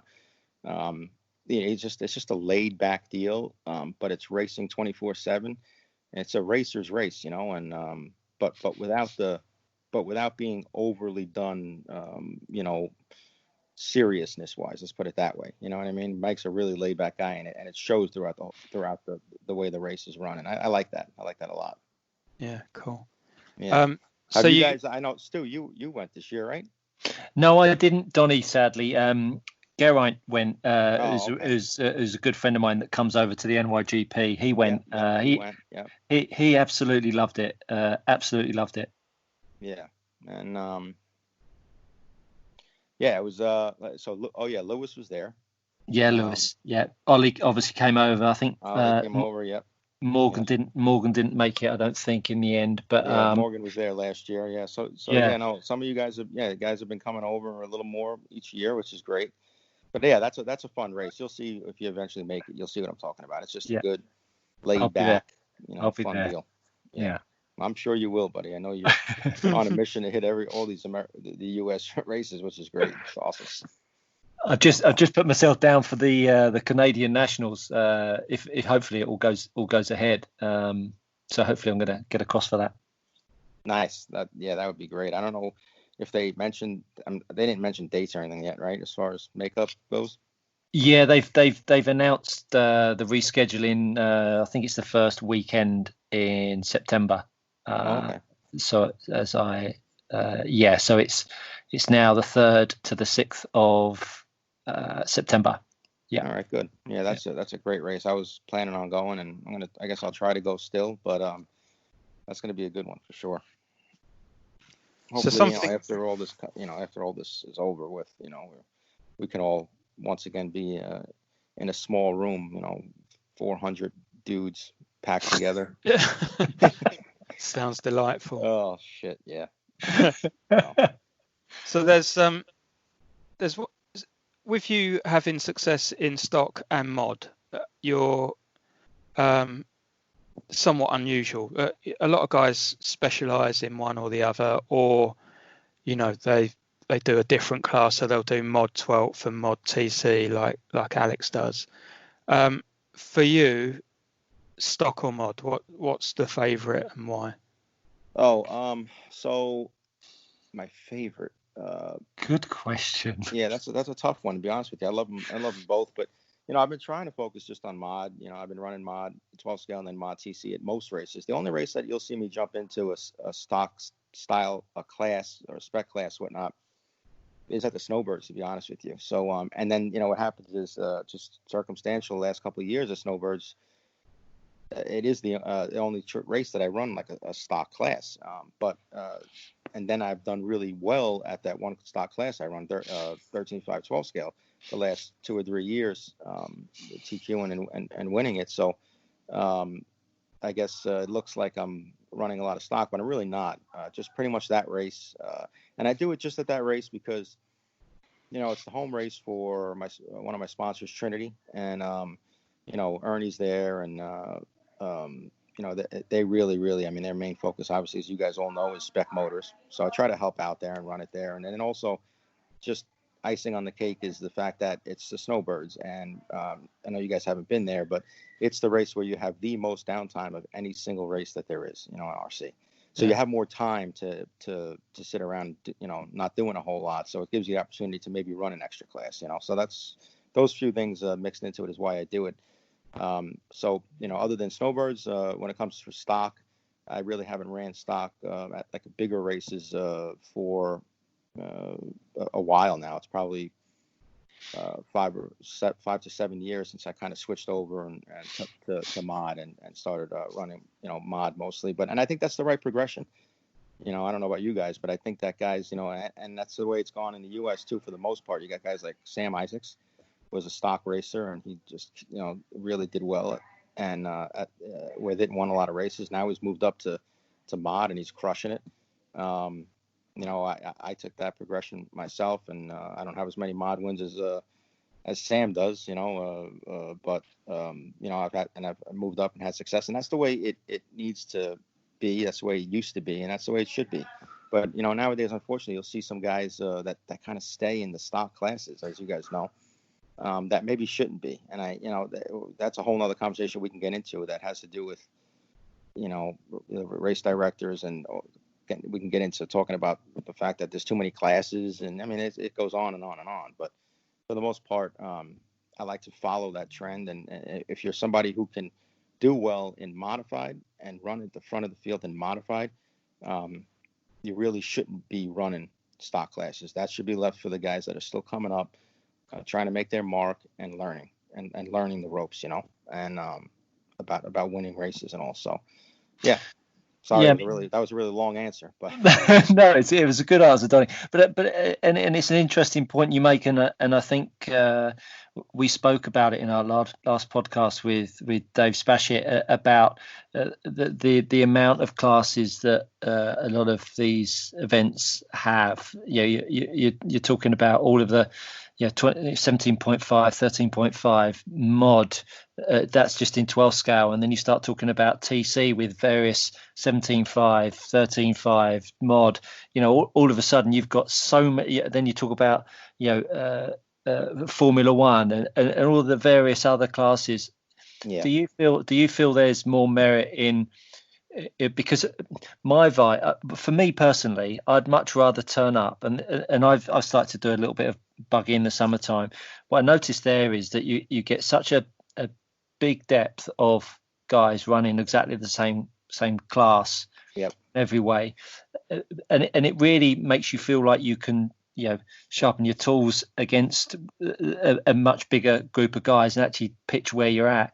When you turn up and you've got 10, 12 classes and you've only got 10, 12, 15, 18 guys in each class, it feels like you never had a chance to have a real depth of one particular class because there was just too many options. Yeah. Is your passion maybe reducing the amount of classes and upping the depth in singular classes? It is. Yeah, my passion for sure. I believe that there are too many classes and we need to go back and maybe not all the way back to how it used to be where, you pretty much had just stock and mod, but I don't know. We need to figure something out, a compromise of some sort, because, it's diluting the field of competition too much. And look, options are good, right? And everyone wants options, and everyone wants a chance to win. And I think that, as the years have gone on, they talk about how the world's changed, right? And people have become we allowed to curse on this thing or what? Yeah, shoot. Go ahead. All right. So, people have become more pussies, and the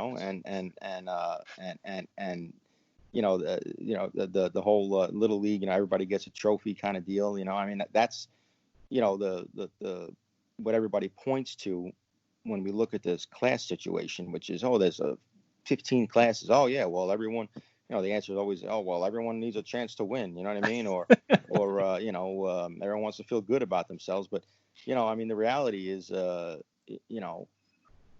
golf is a really big sport, right? Would you guys agree with me? Yeah. Yeah. Yeah. Well, guess what? Every golfer knows where they stand. They know how friggin' bad they are or how good they are, and it is what it is. I mean, we're all big boys here. I mean, at the end of the day, it should be, we don't need 20 classes because everyone's got to feel good about themselves. You know what I mean? It's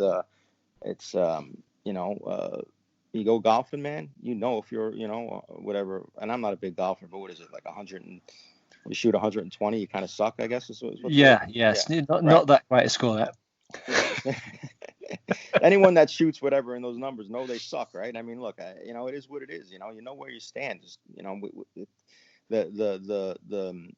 it's about competition. And look, I'm not saying it ain't about fun. It is about fun, and this is all about fun. But I don't know about you guys, but I tend to have more fun when I'm in a heated battle with high competition. Do you guys agree? 100%. Yeah. So, I mean, it goes it goes hand in hand, right? So we've just gone too far to the left of and with that whole class situation. How to fix it, man? I don't know. I mean, I own a track and I've dealt with this obviously for a long time, and there's no clear real answer how to fix it. I talked to some of the bigger promoters of the bigger races, and what ends up happening is guys are afraid to lose entries. So there's too many classes. You got 12 classes. We should have 7 or 8 would be a start to knock them down. What do you think we should do? Well, at the end of the day, you remove a few classes, you're always going to have those diehard racers that only run those classes, and you might remove one of those classes, and you're going to lose that guy or some entries. And in this economy and whatnot, even though before the pandemic it was considered to be great, when it comes to RC racing, it wasn't great. There's been no growth in RC racing, at least over here in the U.S. So whatever these races are hanging on to for entry numbers, they're hanging on to them. They don't, they're dearly hanging on to them. They don't want to go backwards, so they're afraid to get rid of some of these classes because they're afraid of losing the entries. And I understand it. I get it, and I agree with it to some extent. There has to be something that we can do to cut back on the ever-growing number of classes. I don't know really the answer. I don't know that anybody does, and I think that's why we're in this conversation. But there has to be something. And then, look, I can go on and on, guys. I mean, the front-wheel drive TC and USGT when in America we have USGT, we have Trans Am. I forget what they call it. Those GTA. Trans Ams look freaking cool, though, right? Yeah, I mean, you know what? That's the problem. That's the problem, buddy. They all look cool. You look at the front wheel drive cars go around, and you like that Civic hatchback with the front wheel drive, and and then the Trans Am, the classic cars, and they're all awesome. That's the problem. And Formula One, the realism Formula One, but underneath those little plastic shells, they're all the same cars. Somebody ends up owning 2 or 3 of the same cars running the same class. They have a different shaped body on them, but it's called a different class. Do we need to do that? Obviously, you guys know, no, that's not the ideal way to do it, but that's just what's become of it. And, and I'm all for the manufacturers with development too. And I mean, there's been so much development with front wheel drive, I mean, that's great, but it's another class. And did we need another class? No, but front wheel drive is cool, but we didn't need it, so I don't know how we decide what we do or which ones we eliminate, if we ever eliminate any of them. But and I'm sure David spoke about this. I didn't hear it. I'm going to go back and listen. But for sure, the class count has hurt on-road racing. It has. It hasn't helped it. It's hurt it. Exactly how much it's hurt it or how it's hurt it, that's debatable. But it hasn't helped it. And you look at the off-road side, and for the most part, you can go to a local off-road track running 10-scale buggies, and you got mod and stock, or maybe they'll have a 13.5 class, but that's 3 classes, and the off-road side definitely hasn't suffered from the class, overpopulation of classes like on-road side has for sure. What do you guys think? Well, so for buggies in this country, we only have mod. Okay. Everyone runs mod, and it works, and people choose the right number of turns for their skill level, and it just seems to work out. So if you have a fellow that's a D main driver, it's not like he stops coming because he's always in the D main, right? He just continues to come race, right? And the depth of competition is so great that the local club that Stu and I go to, we can make the A final, and then the guys that are in the A final with us will be in the H final at a national. It's so deep, the talent pool. Yeah. It's unbelievable, and it's just great. Perfect. It's exactly how it should be. But then we get to 12th scale, and we've got 3 classes now, but really we've only got 2 classes. 13.5 stock and mod. But the uptake for mod is just so small that it's impossible. Yeah, we struggle to get 2 heats. Yep. So cars, the mod cars, and they just gotten so fast. It's just so hard to get them right. It's just so hard to get them right. So that's what I wanted to ask you about. So we switched to open mod this year so that we could, or last year, so that we could all practice for the Worlds. And we were running 6.5 blinky before that, which became like the European standard for mod. I believe that you guys are running 3.5 blinky in the States largely. What's your thoughts on how this should progress with motors getting better, batteries getting better, etc.? So we've been running 3.5 blinky in the States for a couple of years now, and just switched back to open. Being at the Worlds were open, we all started running open, and it was like, we need to run open anyway, because whether it's 3.5 open or 3.5 blinky, it's just as much the same challenge of getting the car drivable, So I think at this year's Roar Nationals a couple months ago, they ran 3.5 open again. And, so the real question is, 3.5 open versus 6.5 blinky, like you guys run, and, So, man,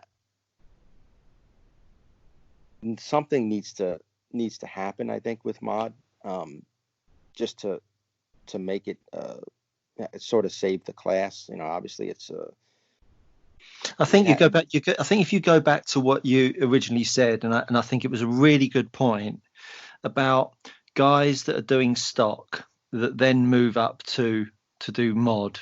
Yeah. I think even if you are a really good stock driver, going from stock to 3.5 open is a huge leap. Yeah. And I think 6.5 blinky or even 3.5 blinky, because when I first came to the NYGP, 3.5 blinky, I at my local club on a Sunday morning, I started running 3.5 in the break of the morning, and then I started taking it into some heats, and actually it became, because it was blinky, it actually became kind of manageable. And when I went over there, it didn't go that great, but I enjoyed it for what it was.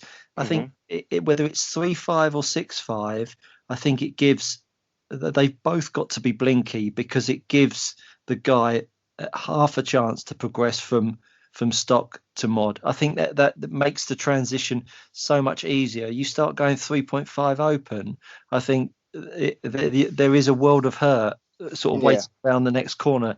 And my point is, in the A final different, but we were talking at the Worlds that I know you attended. I was talking about the fact that in any other heat other than, or any other final other than the A final on Sunday, no one is racing. There is a very small percentage of guys that can go nose to tail with any sense of control in a 3.5 open. But 6.5 blinky, I think you're going to get a much wider envelope of guys doing it. So I think the progression from stock to mod, I think blinky it must be, and it just depends, how much of a kamikaze you are, whether you want to go 6.5 or 3.5. Yeah. So I mean, I agree with you on the for sure about the 3.5 or 6.5 and 3.5 being so hard, and obviously much harder to get raceable and guys get up to speed with. You guys run on bigger tracks than we run on here in America, right? So here in the U.S., the tracks are a little bit smaller. I mean, my track is a pretty good size, maybe similar to what you guys are running on, but for the most part, other tracks, they're smaller, and on the smaller normal US size tracks, 3.5 blinky or 3.5 open, both of them are unraceable for the common guy, right? So the switching from open to blinky doesn't really help for the guy trying to break in, because 3.5 blinky is for him is just as much of a challenge. The only thing I like about, before we get into, forget about 3.5. Before we get into changing or talk about the rules when it comes to a motor turn limit to try and help the situation, just talk about blinky and open for a second. At when it's 3.5 and you've got guys,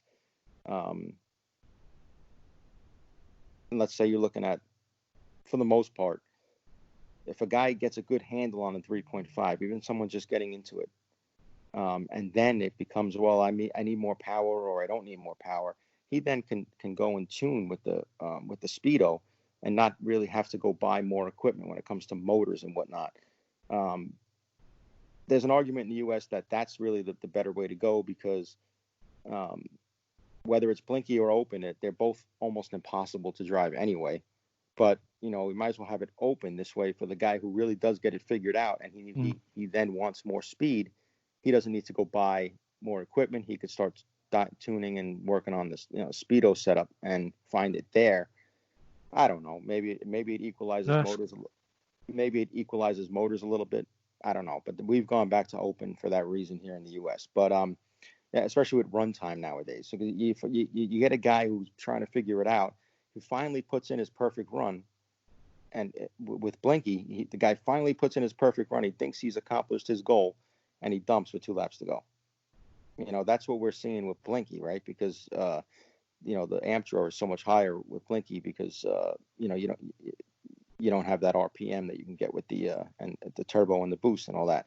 So when you switch to open, now you take batteries out of the equation. We're not going around hunting for 300 milliamp batteries anymore. We can run 7000s, normal off the shelf 7000s that you don't have to find that special battery and that pack and be okay. It's just a more efficient deal.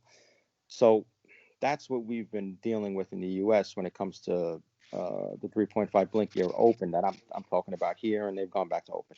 Now, to get back to your point about just overall speed and how you guys have the 6.5 Blinky and it's successful for you guys. I mean, I agree. I don't know that the 6.5 Blinky is the answer but there needs to be some answer. If you look at as far as controlling the speed, if you look at Formula One, you look at NASCAR next to Sprint Cup Racing or whatever the sponsor is now, Monster Energy Cup.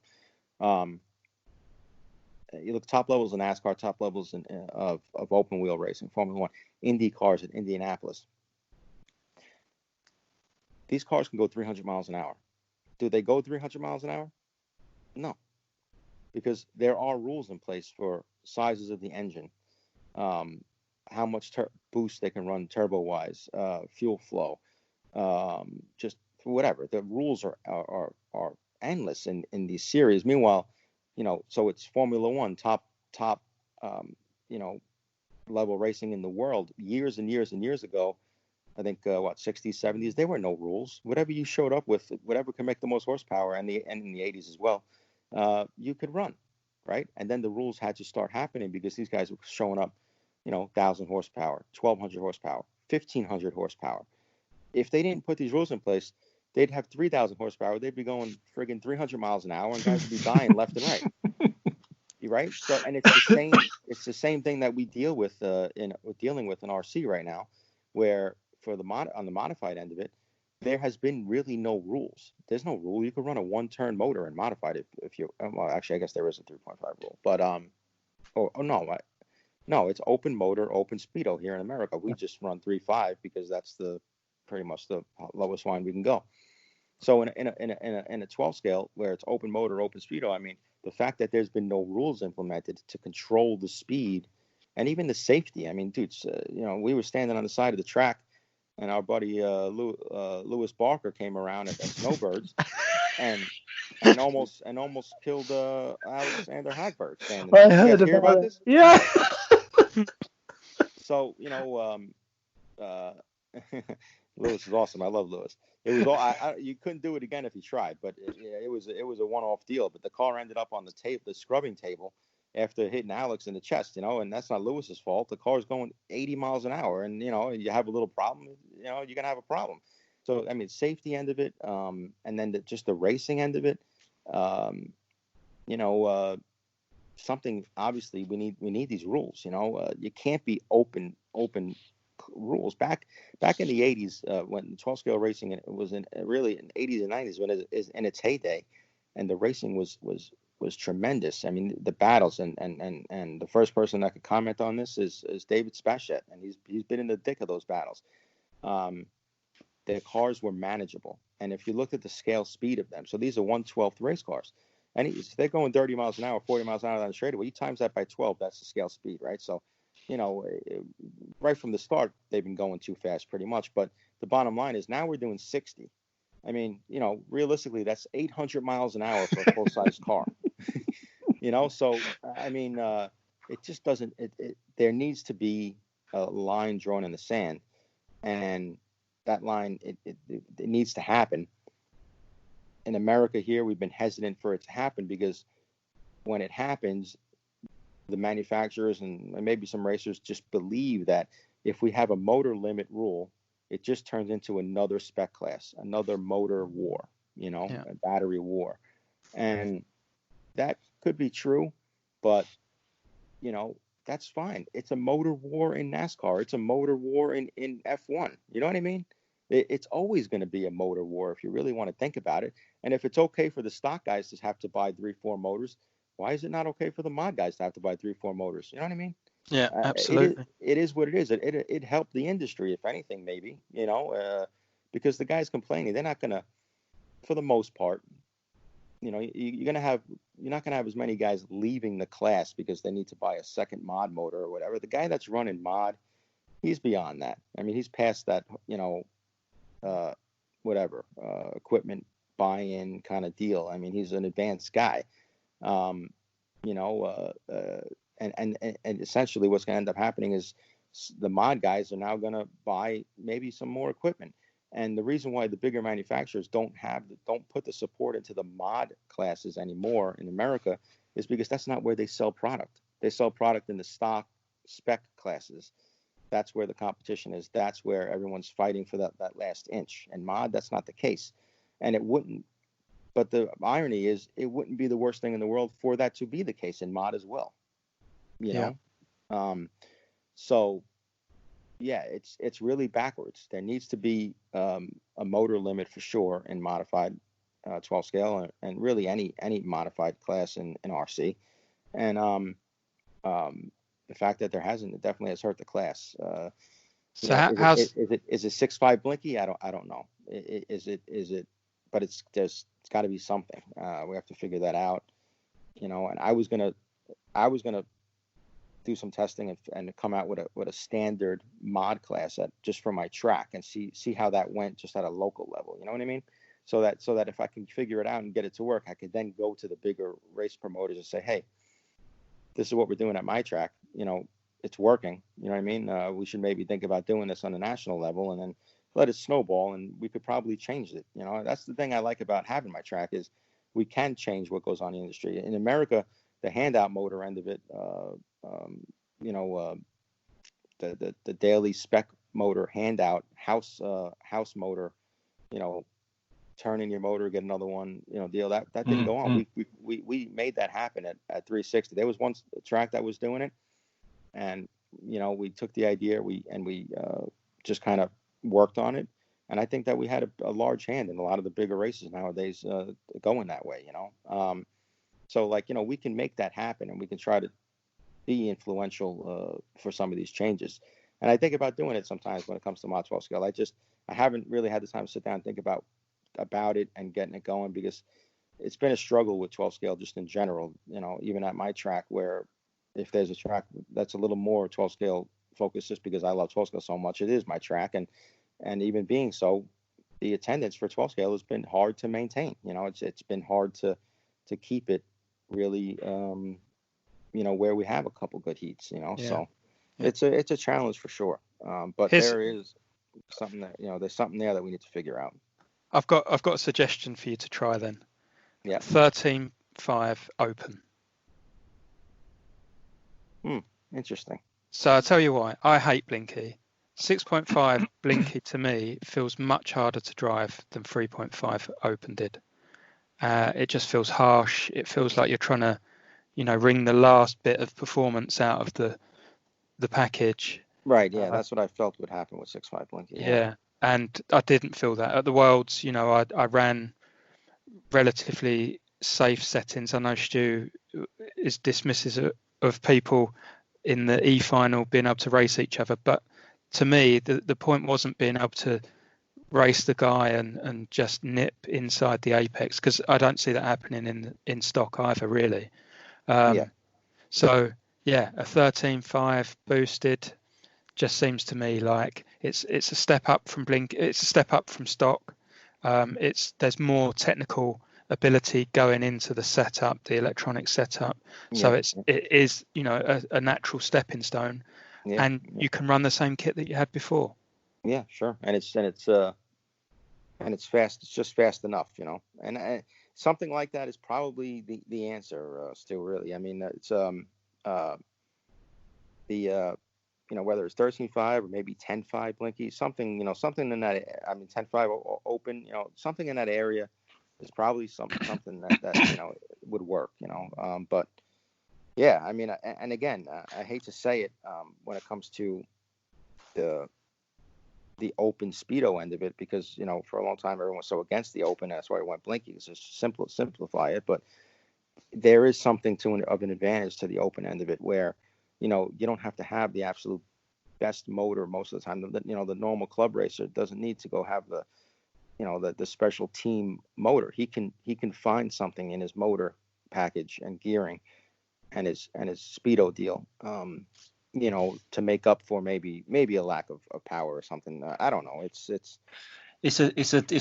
not an easy resolution, and I'm sure it's something that many are going to ponder over. But listen, I think it would be amiss of us if we didn't delve into probably one of the most exciting new products to come into the 12th scene for a while, and that's obviously Awesomatix getting involved. Now, when I first met you, Donny, you were running the Roche. You've recently, just before the Worlds, you moved across to the Awesomatix platform, and I know in the US, and correct me if I'm wrong, that the distributor for Roche is also the distributor for Awesomatix as well, and so it was the decision to move across to the Awesomatix because splitting the team up, what, some guys running the Roche, some guys running the Awesomatix, or did you specifically ask to move across to the Awesomatix?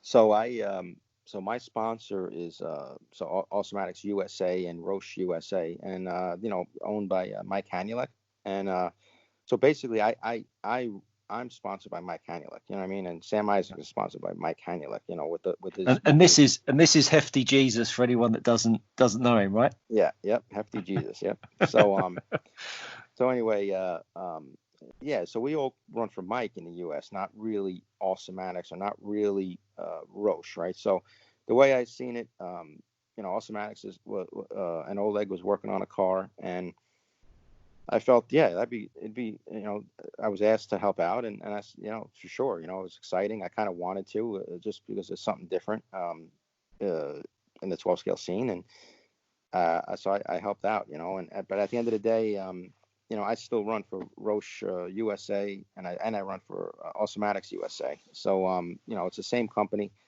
same owner. I just, I'm helping out Awesomatix by helping with the 12 scale, and it's been pretty cool. It's been a lot of work. I will say it's been a lot of work, a little bit of struggles and hard work. But hey, that's what it's about when you're developing a new car. I guess I've never really been involved in developing a new car ground up, and I'm not. I can't even say I'm involved in the development of the Awesomatix 12 scale ground up. I'm not. I mean, it's all Oleg. And his mind, the guy's amazing. What comes out of his mind, design wise, but really been taking what Oleg has given us and then trying to make it work. You know what I mean? Because he doesn't have the testing ability where he is, and the on track time with the car and whatnot. So there's just been a lot of work going into it by. At the Worlds, it was a lot of work. At Snowbirds, it was a lot of work. On my track, we were testing quite a bit, not lately, but back those few months we were, and it was a good experience. It was a learning experience too, and we got the car very, very good. We really did get it very good. It's going to be a car that anyone can put together and put down and be right in the ballpark, really, really close. Anyone will be able to do that with that car. That car is it just works. It just works. It's not to get it to where it needs to to be the best car on the track. Obviously, like any car, it needs more work, but just building it out of the box and putting it on the track, man, it's going to change 12 scale. It's going to change a lot of people getting into 12 scale. And I know Awesomatix is obviously it's a pricey car. It's going to be a pricey car, I'm sure, but the guy getting. What do you think it's going to be pitched at, Donny? I can't answer that. I have no idea. I haven't heard. He never mentioned anything about it. But I mean, I'm sure it'll be on the higher end of the 12 scales. With Awesomatix, Oleg, he doesn't cut corners with anything, materials especially. I mean, every piece of aluminum, it's 70-75 T6. You know what I mean? Every piece of it. It's not anything that's not the best, and that's why the costs are a little bit higher. But at the end of the day, the Awesomatix 12 scale is going to be a car that whether you're a super advanced 12 scale racer or a guy just getting into 12 scale, you're going to build that car and put it on the track, and it's going to be in the ballpark, really close, no matter who you are. And that's going to be the legacy of that car. I'm calling it now. Great. Oleg actually did say in public that it was going to be priced around the same as other 12 scale cars. So yeah, good. We look forward to that. Yeah, it's going to be, like I said, I didn't say it would be higher than the other ones. I said it would be, on the higher end of 12 scale cars. And that's probably what, where he's aiming at. No higher than anything out there, but, whatever the higher one is going to be probably around there. So, but, yeah, it's an ingenious design. And we have so much more to learn about that design, about, what we can do to it to make it work better in different conditions. So really, the sky's the limit there. Just look at the improvement from the Worlds to Snowbirds. Yeah. I wasn't anywhere near Alex Hagberg at the Worlds, and obviously Alex he won Snowbirds as well, but lap time wise and whatnot. I mean, I had my car capable. I could have ran with him. I could have. It was just all driver and whatnot, and so yeah, it's come a long way in a short period of time, and it's really an ingenious car, ingenious design, as we all come to expect from Oleg. So yeah, sure, it's pretty cool. Did you have Oleg on the show at all, or no? We've had Max on. We'll try and get Oleg at some point, because we're becoming huge Awesomatix fans. He's something else, man. I tell you, the stuff he comes up with is it's just a super smart guy, man. It's pretty cool to be involved in it and help out and be a part of developing that car. It's been a good experience for sure. I've been really lucky to be able to do it, and got to thank Mike Hanulik for having me on the team, and it's been fun for sure. I can't wait to get back to racing here eventually. Cool. So that brings me on to something that might be a little bit of a sticky subject. Yeah. Like it. So when we first saw the pictures of the Awesomatix car, super low center of gravity, and the pivot being where it was and all the weight being far forward, the instant thought is great car for CRC black carpet, right? Super good car in high grip. And then we saw, the improvement from the Worlds, which was high grip, but not super high grip. Yep. So we know that the Awesomatix will work anywhere, and that's that. But carpet. So we know that you installed some carpet at your track. We know that the US has a little bit of a problem with needing to glue tires, one run only, etc. So where are you now with carpet? Have you gone back to CRC black? What are your thoughts around that? So on my track we tried out the I guess you'd call it Prima Felt or GT, and or a version of it, I guess you'd say. And I liked it, and most people liked it, but there we had challenges with in America we run 12 scale and touring cars together the same day, right? And something with the carpet we weren't able to figure out was how to make the two of those tires kind of jive with each other, and I think that it can be figured out, but I just didn't have the time to figure it out, to be honest with you. We tried a few different tires in either cars, and we tried different additives, and there definitely is an additive and tire combination that would work for both the cars, that could work on that style of carpet. But we're only one track. We don't, we did have another track, Texas, in Texas, that's running the carpet. When we bought my carpet, and we bought enough for 2 tracks. But again, we're only 2 tracks. I mean, it's hard to figure that kind of stuff out when you only have a track or 2 to figure it out, and a limited amount of guys and a limited amount of time, because, as you're not figuring it out, and guys are going out there and their cars are, really becoming ill handling and whatnot, you lose the interest of guys, and it becomes a challenge to keep everybody interested to want to go out there and keep trying. So I know you guys don't have that challenge there because pretty much you'll have a day where you run foam cars and then another day where you run rubber. Is that the case? Pretty much. Yeah. So the problem really wasn't the carpet. It was us trying to figure out how to make it work, for us. And it was there weren't any answers really, because there was nowhere in the world that's running that carpet trying to run 12 scale and touring cars on the same carpet on the same day. So I just said, you know what, for now we'll put the black carpet back down, and I still have that other carpet. I'm not sure. We got to think about what we're going to do. But I like the idea of not having the glue. That's really one of the main reasons that we tried to do it. And but at the end of the day, there's so many different versions of carpets out there, right? So the carpet that we had, that we put down, that we thought was would work, it turns out the carpet at the Worlds was different, and I think if the carpet at the Worlds has a much better chance to be able to run the two classes together on the same day, because the carpet was just a better performing carpet than what I actually received, and so it's kind of it's a slippery slope kind of deal, there's a lot to it, and getting the right carpet, maybe the style that the Worlds had from the supplier that came from, because there's different suppliers out there, would have been maybe less of a challenge for us to make it work. So, yeah.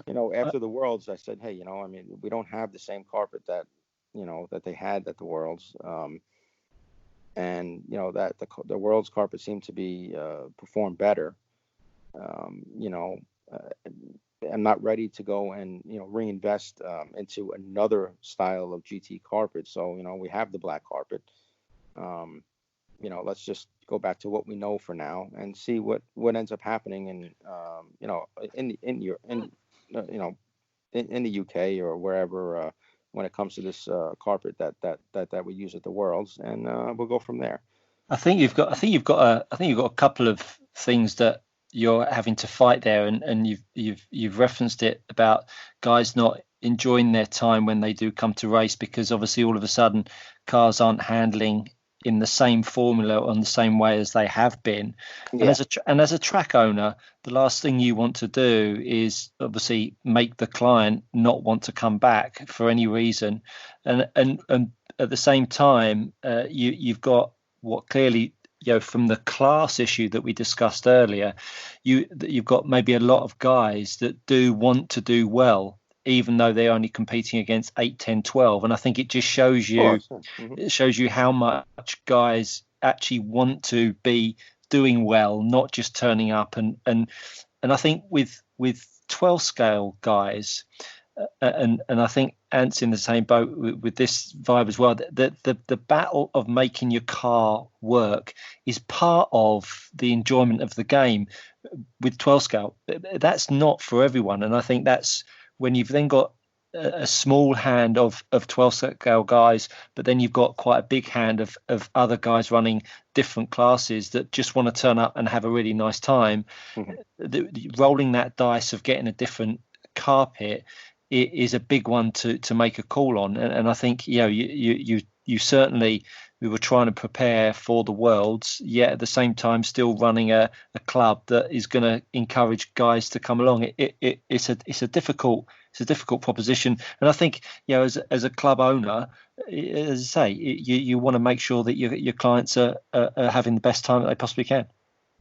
Oh yeah, that's always the top of the priority list. And the carpet, we changed the carpet just to thinking, and really not thinking, but it was a fact, and it turned out to be a fact that it would just be easier for the guys when it came to tires. Let's not worry about gluing, and getting the glue perfect on the tires. It's just one less thing to and variable to have to worry about. So that was my that was the driving force behind for me for changing the carpet. The black carpet that Frank Landry CRC puts out, it really is a pretty amazing product. When it comes to the grip that it provides and the long lasting, the longevity of it. And the biggest thing is the universal the flexibility of the carpet when it comes to the cars that can be on it on the same day. I mean, the 12 scales perform excellent. The touring cars perform excellent on it on the same day. Different tires, obviously, and in America, that's really just that's what works for us. And it's a learning experience. But to be honest, I put that carpet in not really to prepare for the Worlds, even though that was a bonus that the Worlds were supposed to be on that style carpet. It was to help out the experience of, to your point, help out, and provide maybe a better experience for the racers that were coming, and not having to glue tires and whatnot. At one point a couple of years ago, we were seeing over 100 entries every single Sunday at 360 at my track, and a lot of guys weren't the professionals and whatnot, and you had to help them with gluing their tires and making sure that was all right, just so the guy go out there and get around the track and not flip over. And that became tiresome. That became a real struggle and a real responsibility that really was hard on the more experienced guys trying to help everybody out, and me trying to run the track. And that's the thing. Let's try a carpet that we don't have to glue these tires on. That was what we're trying to do. So I think that we would have been okay. We just got the wrong, maybe the wrong batch or a little bit of the wrong supply or whatever it may be. But before we dove back into it and tried another version and another supplier and all that, we just for now we'll put the black carpet down and see what happens here going forward with the GT carpet overseas, because the stuff is great. It's just different, and we still have some stuff to figure out in order to use it, So, but I appreciate you asking about it, and it's great that we have these options either way, Donny, honestly, we always say this, or I always say this, could talk to you for hours, but I'm conscious that we've taken up enough of your time, and maybe hopefully you're going to be putting back on your NYGP if this pandemic sorts itself out, and we'd love to get you back on before that and maybe advertise it on the podcast. But we always give our guests an opportunity to come on and thank their sponsors and the people around them that have helped them over the years. So this is your time to thank who you'd like to thank. I just want to thank the guys that have helped me out for a long time, Mike Hanelek with Awesomatix USA and Roche USA and Trinity, Ernie Prevetti and those guys, and Jim Dieter. They just good guys and all them guys, and make it fun to go out and race my cars. I want to thank you guys for doing this podcast. It's really it's nice to see guys doing this kind of thing and putting it out there and interviewing racers. And I also want to thank you guys for coming out to and supporting my track and other races in the U.S. And we're going to work on getting out to repay you guys and make some races out there as well. So I just want to thank you guys. Awesome. Donny, a true gent, and listen, wish you health and happiness and staying safe your side of the Atlantic. Yeah, and, you guys too, man. I hope you guys are staying safe over there and practicing your social distancing. Thanks so much for your time, Donny. Thanks for having me, guys. Bye now. Right, take care. Bye. Well, that's episode 4 wrapped up. I hope you've enjoyed it. If you've got any comments or feedback, we'd love to hear from you over on the Facebook group. Just search for the Onroad podcast.